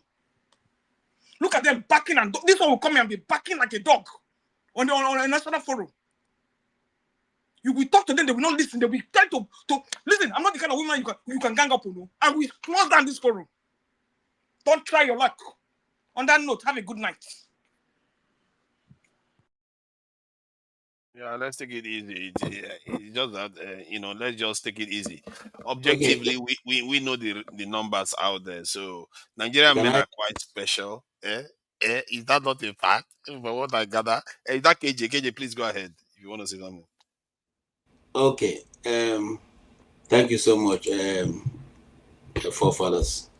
Madam, look, I love her so much. But if you're still there, listen to me, man. You see, when we come, not because somebody has a complete answer to the issue that we're dealing with, but we're all exchanging ideas. And sometimes when you come across as if you are trying to give the other person a lecture, it becomes a bit problematic for them. I'm speaking like a man now. And you see, where most of our men rely our argument is this, and Fofana mentioned this earlier on. If the West, who sometimes we try to copy, is so perfect, I think there are more divorce in the West than you have in Africa and among black people. Now, Lizzie Taylor is one of those days when we were growing up. She was one of the one who played the love scenes of most of the major films those days. She had over 9 marriages, despite the fact that every day of her life she was reading a love script and acting it out. So if they knew everything, how to be emotionally available and doing things properly, perhaps she wouldn't have ended up the way she ended up. Being that she still remains one of the most beautiful men that walked the earth for a while. So what is my argument here? I see your point. I also see it from, you are talking from a female point of view, and I'm talking from a man point of view. Our point will not be the same because we all see the world from different perspectives. We are all we're looking for here now is a shade of gray, the shade of gray between the two. because one is the other color, this other. So we're looking for where we can find a compromise for both sides. You see, let me tell you how a man is wired. If you have a bill that is coming and you don't have money to pick that bill up, or you have a pressing issue you are not being able to solve, even to be emotionally available will become impossible. Talk less of going to the other room, because those things will not be activated. I don't know if I'm speaking on the mind of other people. That's how most men's system work. But when you have been able to put something that you know that whatever comes, you're able to take it, you're able to be able to deal with it, then emotion now can come in. You will now have time to be able to go all the way to say, I'm there, I'm there. But if not, majority of the time, you are thinking of how to pick those bills. Now, if being emotionally available means calling at other times, saying how you doing, how's everything, most Nigerian men do that. Some even go to the point of telling you, I'll be going to so and so, I'll be here for this long. If I leave that place, I'll be here, but I'll let you know when I'm leaving. Those are not what we even consider as emotionally available. But it's the other one, the other hanky-panky that is played along the road. Some of the ladies like to be, harassed and all that in the park. I will not do that. It doesn't matter how much if they come to the point that I will have to go to the park, I will not do that. That is not amongst my training. That is not, it does not answer to anything I believe in. Okay, it doesn't mean that I'm not emotionally available. Public affection in that order for me is a no. It does not tell well of me in whichever way. I don't care what anybody thinks. That is my belief. I'm an African. I'm Igbo. That is who God made me. He saw America before he brought me from Africa and Igbo land. Okay. My great grandfathers have lived in that culture to the point where I am now. Ibundibo. We are people of the ancient. And our lifestyle will not end with me. It will continue. I will pass that same value and principles to my son. Where he finds it easy to be able to, augment, he will. But he will know what is required of a full-blooded Igbo man, at each time. So why am I saying that? I'm saying that to say that, forget the last part, I'm trying to just, bring some comic into it. But the truth remains that men, black men, we are almost the same. And it is not in our place to do some of the things that we see in the West. And I still refuse to succumb to that argument that some people try to put forward, that men in the West are more loving and caring and emotionally available than the people of the black skin and people from Africa. I don't agree with that. And if you look at our lifestyle, some of them have only their immediate family to handle, which is sometimes just one child or two child, at most 5. But as a man in Africa coming from Nigeria, you don't only deal with your immediate family, you deal with your extended family, and both from your wife's side and your own side. And that is a lot of pressure. And sometimes not even your immediate family that is the pressure coming from. It's coming from people within, who are your relatives. Okay? I tell the truth. No matter how you say it, you cannot understand what it is to be a man as long as you're a woman. You can't. Because it comes with a lot of, responsibility that you may not be able to understand. And I say that because if a thief comes into your house, a robber comes, it breaks into your house, you're not going to expect your wife to get up and go on. These are natural dispositions given to a man who will think in that order, and every woman will think in the order. Nobody will expect you that if a fight falls out of the street, you expect your wife to go and fight while you fold your hands and look. You will take on the fight because you are supposed to be. That's your role, So I'm saying that to say that, again, I give an example of what I said earlier on. We think from the beginning, we get to the end without minding how many bus stops or how many stops or how many turns are along the road. That's how we think. But women have the ability to think of the little details. Okay, those little details are taken into account. You take into account how many junctions, where you stop to, have a break, have a lunch, Men don't think in that order. We want to deal with the issue and get it sorted out and face the next task. That is why we will not be able to be think in the same fashion, the same way, you know. However, I understand where you're coming from, and I hope that those who, people who relate with, people who are listening can learn one or two things from you, which they may be able to use to improve their relationship with their loved ones. But like I said, you cannot take that title to say you know how a man should behave because you have not been a man, and God has made such a way that you're a beautiful woman and you're not going to be a man. I rest my case. Thank you, sir. To Niger, what is your final submission? My final submission on this is that there are areas of improvement that we can um, apply within our context. That is true, definitely. And I think it's quite urgent we actually start looking into those areas. As an example for me is that, when we raise our, because it tends to be that when we raise our girls, the mothers teach them how to treat the man, but I'm not sure they necessarily teach the men how to treat women. And from what I gather, women have said that they tend to impact cultural norms onto the children more than the men. And if that is the case, then maybe they should pay more particular attention to the men that are going to the next generation of men and get them to do some of the things that they want to see in them. But you have to also be careful. You have to be self-aware. Like I said, there are a lot of women out there that are not necessarily self-aware to the truth of their true nature. And this is a serious challenge because how can you advise someone when you are not even aware of yourself well enough? You might say you like something, but you don't know why you like those things. Maybe because that's all you know, that's all you have been taught. But if you dig deeper, it's quite different out there. And I really think we have to be careful about how we define this thing. But I would say teach the young men how to behave, and they are going to behave better for the next generation that is coming. This generation is, as you can see, it's all baked in already.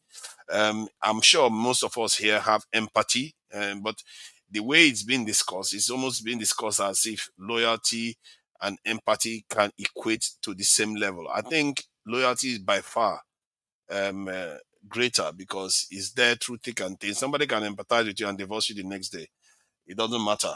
But what is the use of the empathy then when they are the ones divorcing you at the same time? And you wonder why, with all the empathy that they have in the West, they are getting higher rates of divorce with very little loyalty in relationships. So that is that on that front. I think that's just about it from my end anyway. I don't think there is not that much to it. I just think that the women should know more about themselves, then advise the boys that they are raising accordingly. Thank you. When you say the women should know more about themselves and advise the boys they are raising, what do you mean by that? What I mean by that is, based on studies that have come through, some things that women say they don't like, they actually like it. Some behavior tendencies that many of them describe that they want to see in their men. If the men do that, they lose respect for them, especially if there are knock-on consequences from that behavior. They lose the respect for the man completely and divorce the man. And then they will go for that guy that they describe as the bad boy and all the rest of it. So what I mean by know thyself properly. Because if you know thyself well, then you'll be able to guide the young men, the next generation, better. You can also, while you are doing that, teach them not to be brutal to their wives. Teach them to understand that their wives and their girls and their children are their duty to protect from a very young age. If you teach the boys that from a young age, they'll grow up never to lay hand on the woman, knowing full well that that is contrary and opposite to what they are supposed to represent. So we all have a duty here, and I think this is an area that the women can help resolve, given that they actually have more access to the young men while they are growing up. Thank you so much, sir. I appreciate that. Um, Chim, what is your final submission with everything that was said today? What advice do you have to give to the women and men? How can we make marriage a union where both people involved in it can enjoy it and be at the same time emotionally available to one another? Okay, thank you. So, but before I go any further, let me first of all say, Auntie Luke, I'm sorry for using any word that may have offended you. I apologize for that. I will take off from where forefathers. He said something very striking. That some. Hold on before you go further. Madam Luke, did you hear what Chim said? Madam Luke. Don't worry, it's okay.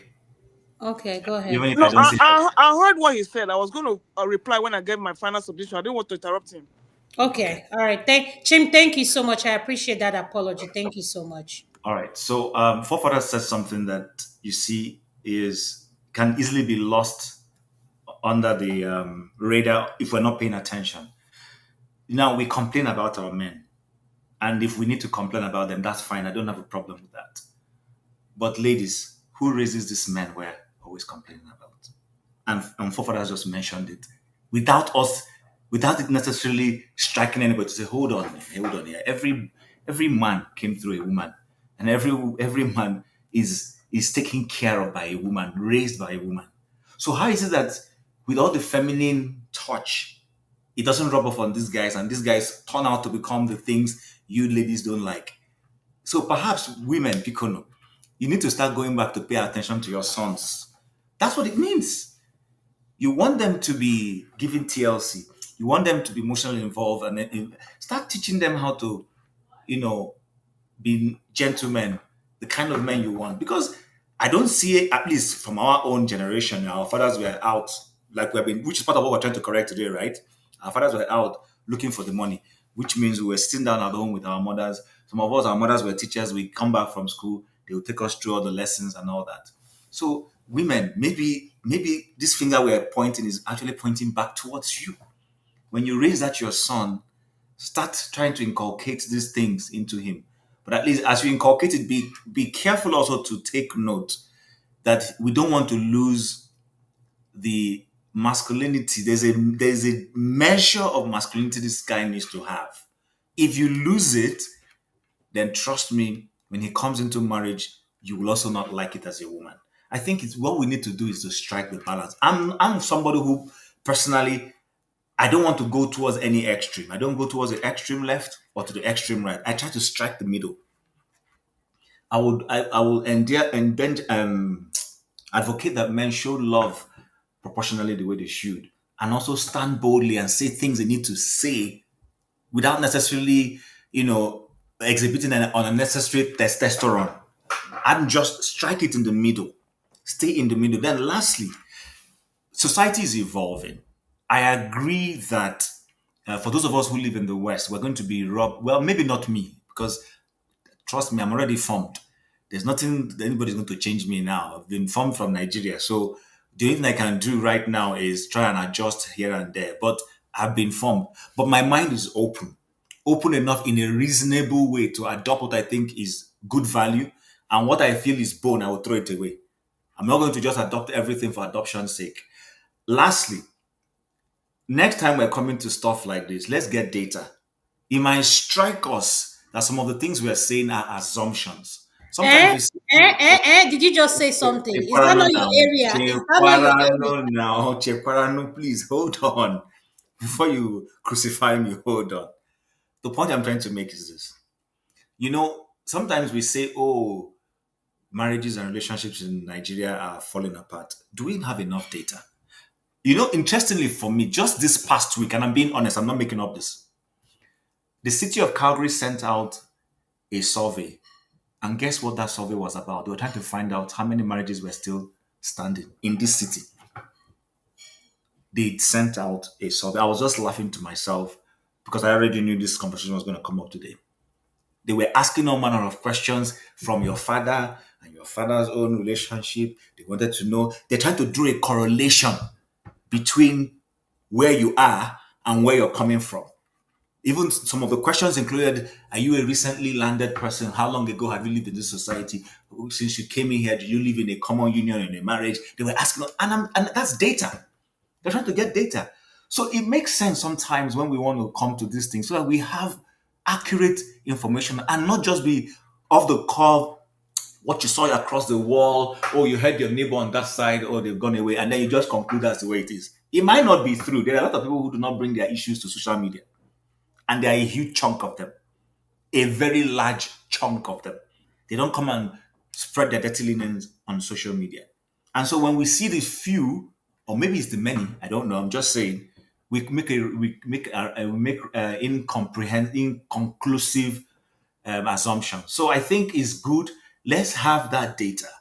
How many African or Nigerian relationships or marriages are blossoming or breaking away vis-a-vis those ones back home? That way, it gives us and sometimes we let us do a cross population of the so-called white people too, so that way we're able to know if we're doing badly or we're not doing well at all.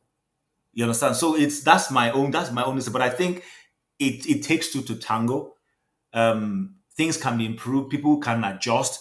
There's nothing wrong in telling the person you're with to say, this is what I don't like. And hopefully they will be able to take it serious. What creates problem for me is that people don't take people seriously. You take the other person for granted. And when you do that, it creates a lot of problems. A lot of has been spoken, many people have spoken well, and I will end again by saying, Madam Luke, I apologize again. Thank you. Thank you so much. Mr. Kandu, what is your final submission, sir? Yeah, thank you very much. I think a lot of people have said, a lot of very good things. I don't remember any of the men, from what I've been listening to, saying that men should not have emotion or should not be emotionally available. I think it's all an issue of degree, and everything is a balance. I've heard somebody say that a lot of these women nowadays despise the men that they help to raise. It's not. This is not about women bashing or men bashing. It's about finding that balance. But unfortunately, in the spaces that I am at online, 80% of the women are looking for the 20% of men. The 6 feet tall and above. Even someone who is 5 foot tall will be telling you, I need a guy who is 6'4". To do what with? So unfortunately, I'm not an optimist. I'm a realist. I look at things from a realistic point of view. When my children were growing up, I used to tell my son, you cannot lift your hand against your sister. And I used to have to tell her too, you got to watch your mouth. Because if you're mouthy, someone who is not able to handle that situation might do something that you may not like. I have never raised my hand against a woman. Uh, I can't even do it because, that, that's a different story. But um, it's all about balance. But the reality is, at least the women of nowadays that I see, especially online, be they American, be they Nigerian, children of Nigerians that have, moved to the US, it is the same script. It is the same narrative. I want a man who is this. I want a man who is that. And the question that at least the ones in my family is, what are you? That man wants something too. And if you all want the man who makes 100 and whatever thousand, whereas in this America, at least in the black community, the people that make over 100,000 are about 12%. 12%. So you have about 80% chasing 12%. That math will never match. I believe people should go for who they want. Like my very good friend George Judy will say, you have to study that man and watch him and watch him. In good times, in bad times, when you go to a restaurant, when you go to a store, how does he deal with other people? And you should do that for the woman you're trying to be with. I agree with Madam. Look, I mean, people can change over time, but for me, there are some core principles that's a lot of people have. How do they treat their siblings? How do they treat other people? You cannot fake that. You cannot fake that. That is either in you or it's not. At the end of the day, choose wisely, look very well before you leap. If you need to, talk to other people in your community, in your family, to try and know who this person is. I've had situations where I've had to tell, friends, male friends of mine, how do you talk to your wife? Your children are going to see what you do. You can tell your children, "Oh, don't do this or don't do that." But how do they see the relationship that you have with your wife? Nobody said it's going to be, it's just going to be all Disneyland all the time. Marriage is work. Is work. And for those who are willing to do the work, I think it's still the best institution out there. Thank you. Thank you, sir. Mr. Revolution, please, what is your final say on this topic, sir? Thank you. Revolution. Thank Yes, you, sir. Thank you for coming back. yes, I just finished my work. So, what I want to say is, first of all, to thank you so much for bringing up this type of what's it called? These topics that you bring. Many people overlook them and they complain all the time. So, I want to thank you that you brought up things like this, that people should talk about it. At least I have learned something. Many people will learn. But my final thought is that any relationship should be based on 50-50. Honestly, that's the only thing I want to say lastly. If you think that you are the only one has emotion, then you are not giving 50-50. So for me, a good relationship, especially marriage, that is based on 50-50 lasts forever. Thank you.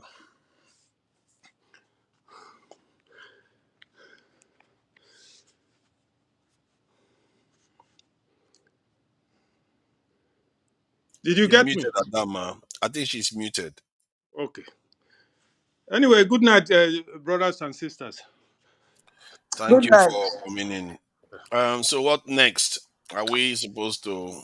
Let me Okay, give my own. No, I know I'm the only woman here and I don't count, but let me please give my own final submission. Thank you. okay, go ahead.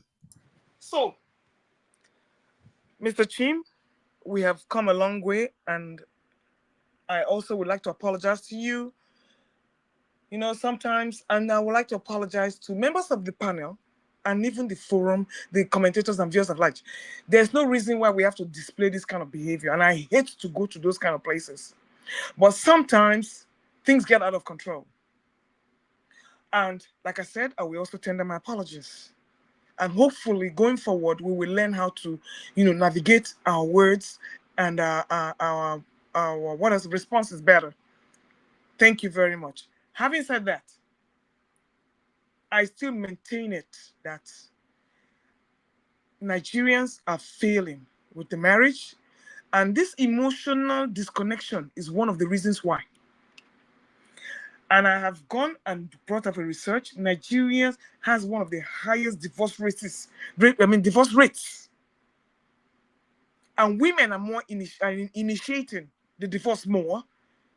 And even in Christian marriages, they have believed now that it's better for them to be single than to go put up with domestic abuse. Now, coming to this emotional detachment of a thing, like I said it, anybody that's not available to you emotionally is a cultist. One of the reasons why we can develop healthy emotional ties, avoid polygamy. Avoid polygamy. And why do I say avoid polygamy? You cannot connect when you have you have four wives, and 58 children. You can only remember those children by number. You don't know their names. And if you don't remember them, how are you going to connect to 80 people in one compound? That is just like acting Game of Thrones in one compound. Fuji garbage. How are you going to connect to 80 people in 1 week? So some will be neglected. Some you don't know what they're doing. Then you will have brother sleeping sister. You have sleeping brother sleeping mama because they can't tell who their mama is. You can't tell what they're doing because it's just a bunch of, chaos. How can you connect with 80 people? Abiola people, are they connected? Buhari children, are they connected? Tinubu children, are they connected? So please, we have to learn to have the people you can connect with, keep them close to you. If you can have only 4 children, please stay with. You cannot connect with a whole village in your compound. It's not possible. That is why I cannot stand polygamy, because it is the breeding ground for emotional disconnection. Because the father is not going to present. The children are not going to feel that fatherly love at once from one man. The women are doing their own things. So that is one reason why I say, you know what? Polygamy is not even helping Africa. And that is why we are not taught to love, because we're taught to survive, because there's a lot of competition, a lot of, let me just say chaos. Having said that, one thing I will have to say again, even if you are in a marriage, things can change. There are a lot of components in a marriage. Emotional availability is the core of everything. That is what keeps you connected. If you are making money, that is why, like I said, I have learned to make money myself. That emotional availability, I have perfected it to the core. I can be with a man or anybody in this house for 1 week. I won't talk to you. Even my children, they can be here, especially these selfish American children that you have here. If you think you're going to invest your emotions on them, you're wasting your time. So what I'm going to say is that my emotion is not cheap. I will only give you what you give me. If I see you are keeping your distance, I am not going to be available. I dated a guy once. Everything was going good. Well, yeah, the bed, everything was good. After I finished, I went to my house. I not called the guy the next day. 1 week later, this guy called me and said, Kaka, which kind of woman am I? That I couldn't even call him. I said, well, what am I calling you for? We have finished what we have to do now. Everybody go to your house. Is this a long-term relationship? No. So I have become what you people have made me to be. Emotionally unavailable. Full time. If you give me 10% love, I will give you 10% love. If you give me 20%, I am not giving you more than what you give me. That is what I have come to now, and I'm very comfortable with it. And I agree Because, with you. I agree thank with you. you. I'm not going to put my guards down for anybody to rubbish my emotions. It's not possible. You're not going to get me cheap. This TI is not for tears, for fools. So if you want to play that game, I want women to develop that attitude. No woman should ever beg for money or honey. Go and work for yourself. Keep your emotional balance to yourself. Give it to only people that are worth it. Don't throw yourself for people because you're looking for emotion. Keep it. It's hard, but you will learn it, because these men have taught me. 5% love, you get 5% love. I'm not giving you anything extra. So on that note, women, you need to be strong. That emotional stuff is not only for women. If the men don't give it to them. You people should live like that. You are not going to suffer. You're not going to die. You'll be stronger and be happier. Look at me. I don't even have one gray hair on my head at my age, because I don't let no man stress me. If you like, you call oho. If you like, you not call oho. That's not my business. I'm doing my thing. I can always find way to satisfy myself. So on that note, develop a healthy emotional compass. But where it's not available, don't give it. Thank you. All right, thank you so much, Madam Luke. Uncle KJ, do you have anything else to say before I give my final submission, sir? Uncle KJ. Yes. Go ahead. Go ahead, sir. Sister, I'm not sure say after Madam looks, I could get anything to say. I just want to say that life is not, is there's no straight path to the end of life. If not, all of us will walk in it. Life does not have any straight path. That because A have done this, it means that to work for B and C. When we are growing up, we are told that we should marry from our place. There will be no divorce. Those who marry from the place are still divorcing. We are told we should marry our friends. Those who marry their friends even have the most fiercest, fierce battle. We should told we should do cross-cultural marriages. We have done that, and it's not working either. In other words, life is what you make it. Is how you put it. In my little life, I've learned to realize that if you give respect, you are definitely going to get it. If you sow love, you get love back. If you sow money, you get money back. If you whatever you sow, you reap bountifully that which you have sown. Now, does it mean that because when Madam Luke talks, you would think that every woman out there is working perfectly. Not it can't be. It's not possible. Just like there's not every man that is perfect. You have some very gentlemen, that we never do, you never say anything wrong. They always they are emotionally available, just like Kim also said that earlier. Yet it didn't work. I have a friend who even at his own expense, was going out of his way to do things for the wife. Still, she was not satisfied. She was not satisfied.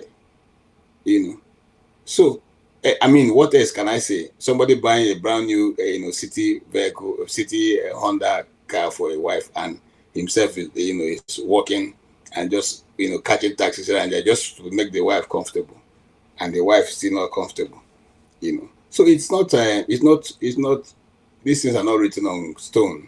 That if you do this, things must work out this way. It doesn't go that way. We all need to be in a place of prayer. For me, as a Christian, and be led by the Spirit of God, by the Holy Spirit, for what you do. It does not mean because you're a perfect gentleman means that everything will work. It does not mean that because I hear Fofana saying, the rough guys. The rough guys also have people they've not been able to deal with, and some of them are so rough that they can't even stay in that whoever has run to them. If what Madam Luke is saying is perfect, then you don't have a millionaire who is having his housemates, get men and all that taking on their wives. That kind of relationship wouldn't happen because what is she looking for? So the thing is simply that God should give you an understanding wife, an understanding husband, and that both of you can, not because you won't have frictions, but the frictions can be dazzled, because the Bible says iron sharpeneth iron. If you rub two iron together, it will produce sparks. How you handle the sparks is what matters. I want to tell Madam Luke also, just like you said, men and all that, there are some women who are badly trained. I once went to a wedding, conference. I mean, a premarital counselor. And I asked, what about the women who are badly trained? Who gets the blame? Because at the end of the day, a divorce is a divorce. Who get the blame for those who are not properly brought up? Who get the blame for those who cannot boil a simple egg? Who get the blame for those ones who cannot even allow you put in a word? Because it is called marriage. And in that marriage, you have a title. The woman has the title as what? The bride. The man has the title as what? The groom. A groom means what?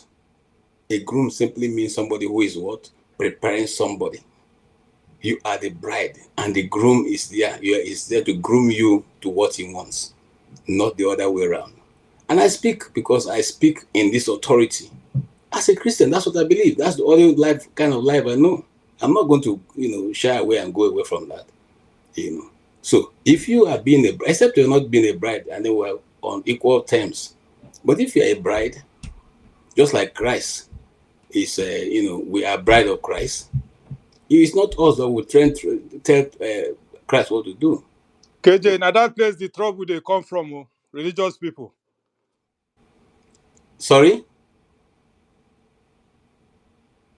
I didn't hear that. But anyway, whatever you may say, that is my. I say that religious doctrine, in many cases, that's where the problem comes from. Because now you are trying to say the groom has the power to groom the bride.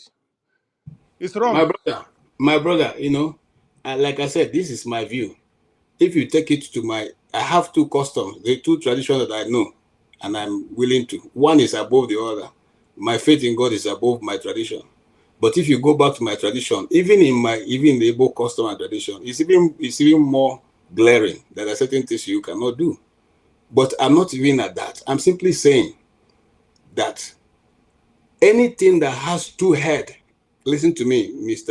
Revelation, anything that has two heads on earth is called a monster. Nothing has two heads. Okay? It's not a plane. We're not flying and this is a pilot, this is a co-pilot. No. We have a mother and a father. They're not two equal people. One is first, the other one is second. If you decide to go with the way nature has provided things, you have less friction. Not that there's no problem. You have less friction. But if you decide to say you are co-pilot, you are the co-head, and then that is where the problem comes from. And I'm not saying that to say because when you make that statement, people will say, this one is too traditional. No, I'm not saying because of that your wife cannot bring a good argument or a good suggestion or a good plan. It's for you to know how to navigate this terrain. I said, when two iron rub together, it produces sparks. Whether you're a Christian or whatever you practice, if you live with somebody who you did not grow up, who is not a relative, you met in the city, you got married in the city, both of you will have different values and principles in life. It can never be the same. And so, consequently, as you go along, some of those things will creep up. Some you can handle, some may not be able to handle, and it will bring a division. But originally, it was meant for a sweet walk, journey of life with the Okay. person. All So right. that's why I rest my case. I hope with these few points of mine, I hope I've been able to confuse you that No, father is better than father. Thank you very much. thank you. And this is going to be my final submission. I'm going to share something. A friend of mine. I'm trying to get him to come here, so hopefully he will. I'll try to work it out with him. Let me share something, and hopefully you guys can see it.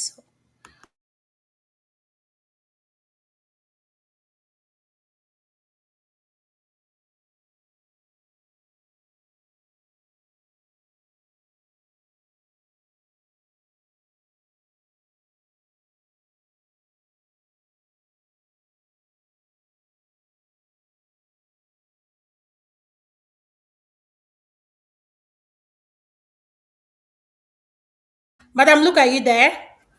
What are you sharing Yes, now? baby, I'm here. We Okay, can't I'm see going what to you're share it, sharing. and I'm going to have you read it out as I'm sharing it, please. Thank you. Okay. All right, thank you. Uh-huh.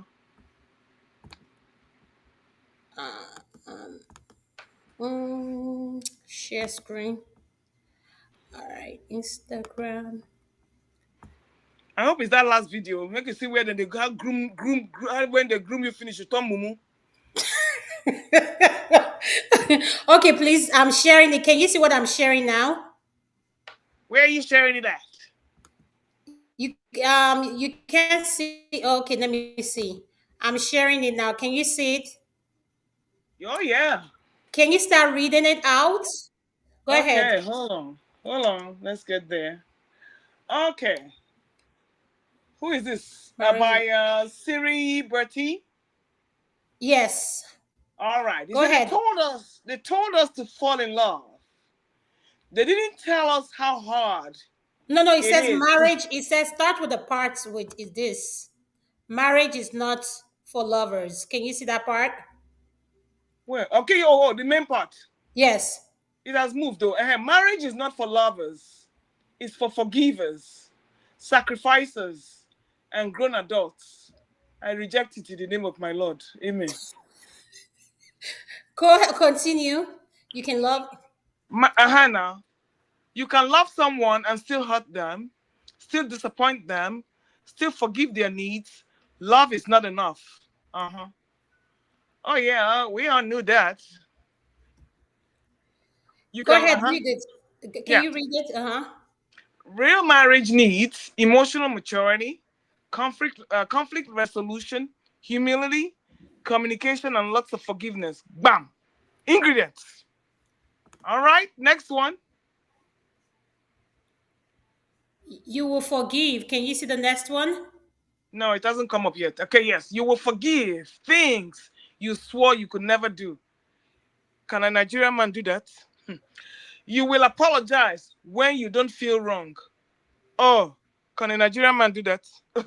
You will sacrifice things no one claps for. Oh, can a Nigerian woman do that? Keep going, please. Nigerian man are the hardest person to forgive a woman. Oh. If Okay, you read the cheat, next if one you now. cheat, if you cheat, you are finished. See, read the next one now. Sometimes you won't feel in love, but you will choose them anyway. Who is saying what? What? Well, that's fine. No, you didn't finish it. That's grown up love. Sorry, I want Okay. to remain a child. Move on. Uh huh. Nobody told. It's Go coming. ahead. I'm slow. It's coming up. Nobody told us this.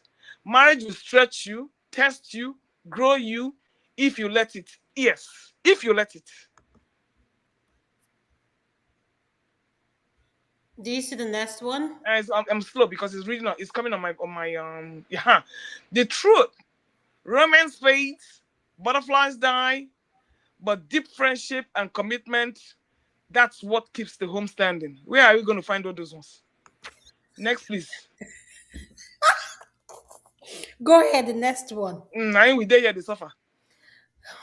Go ahead, the next one. If you are not ready to build through boredom, heal through heartbreak, stay through discomfort, then maybe you are not ready for marriage. Ready? Excuse me, who is writing all these things? Are these poets? Well, we finished now. It's coming now. It's coming. It isn't about fear. It's about understanding the weight of what you are signing up for. Marriage is not a vacation. It is a vow. Next. Adama, where you go get this thing from? Oh, will you read it, please? It's coming now. You know that my it's on slow motion. If you are married, what's one hard truth you have learned that nobody prepared you for? Drop it below. Someone might need it. It is a scam. Don't do it. Move. Okay. I just wanted to share that. With that being said, revolution. Now your device is saying not connected. I can't bring you in. With that being said, I just wanted. This would be my final submission. My final submission is please, huh? Go ahead. Sorry. Okay, my final submission is this. Please let us learn to improve ourselves, evolve, and be open to correction. Keep an open mind. Learn keep an open mind and do what makes you happy. What works for Adama may not work for any other person.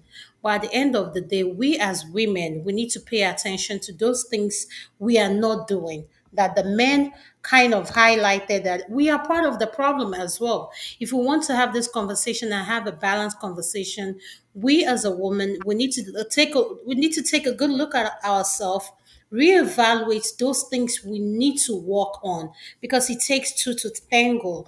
If you want a man that is emotionally available and you're constantly stressing him, how do you want him to be emotionally available? It's not going to happen. It's not. And for our men, if you want a woman that will cater to your needs and everything you need at your own beck and call, learn to help that person. Learn to contribute.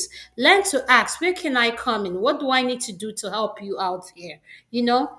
And for those that are romantic, please, yes, stay in your. We like those romantic ones, but you see those ones that are coconut head. If we talk from now till tomorrow, they will still remain where they are.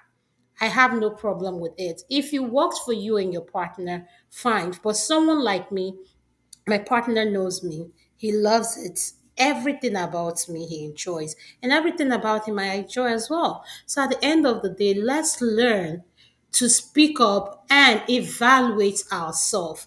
It's good to as couples, whatever situationship you have yourself in, is good from time to time, you both sit with each other and say, listen, what do we need to work on in terms of our relationship, marriage? What do you want to see improve?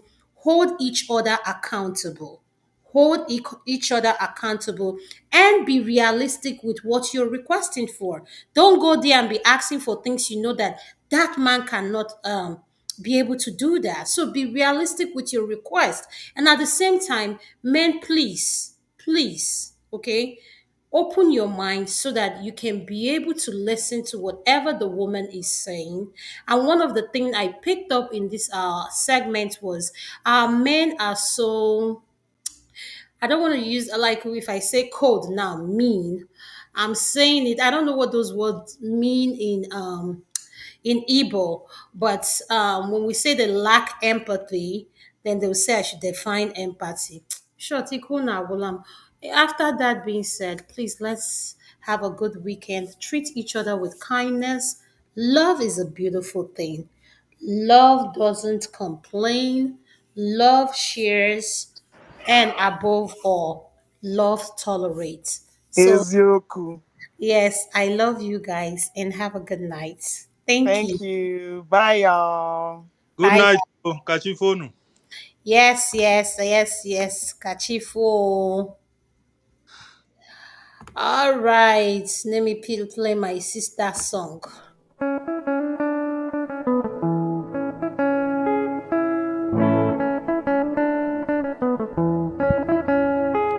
Ekwe, ekwe o, ekwe o, ekwe o, ekwe o, ekwe.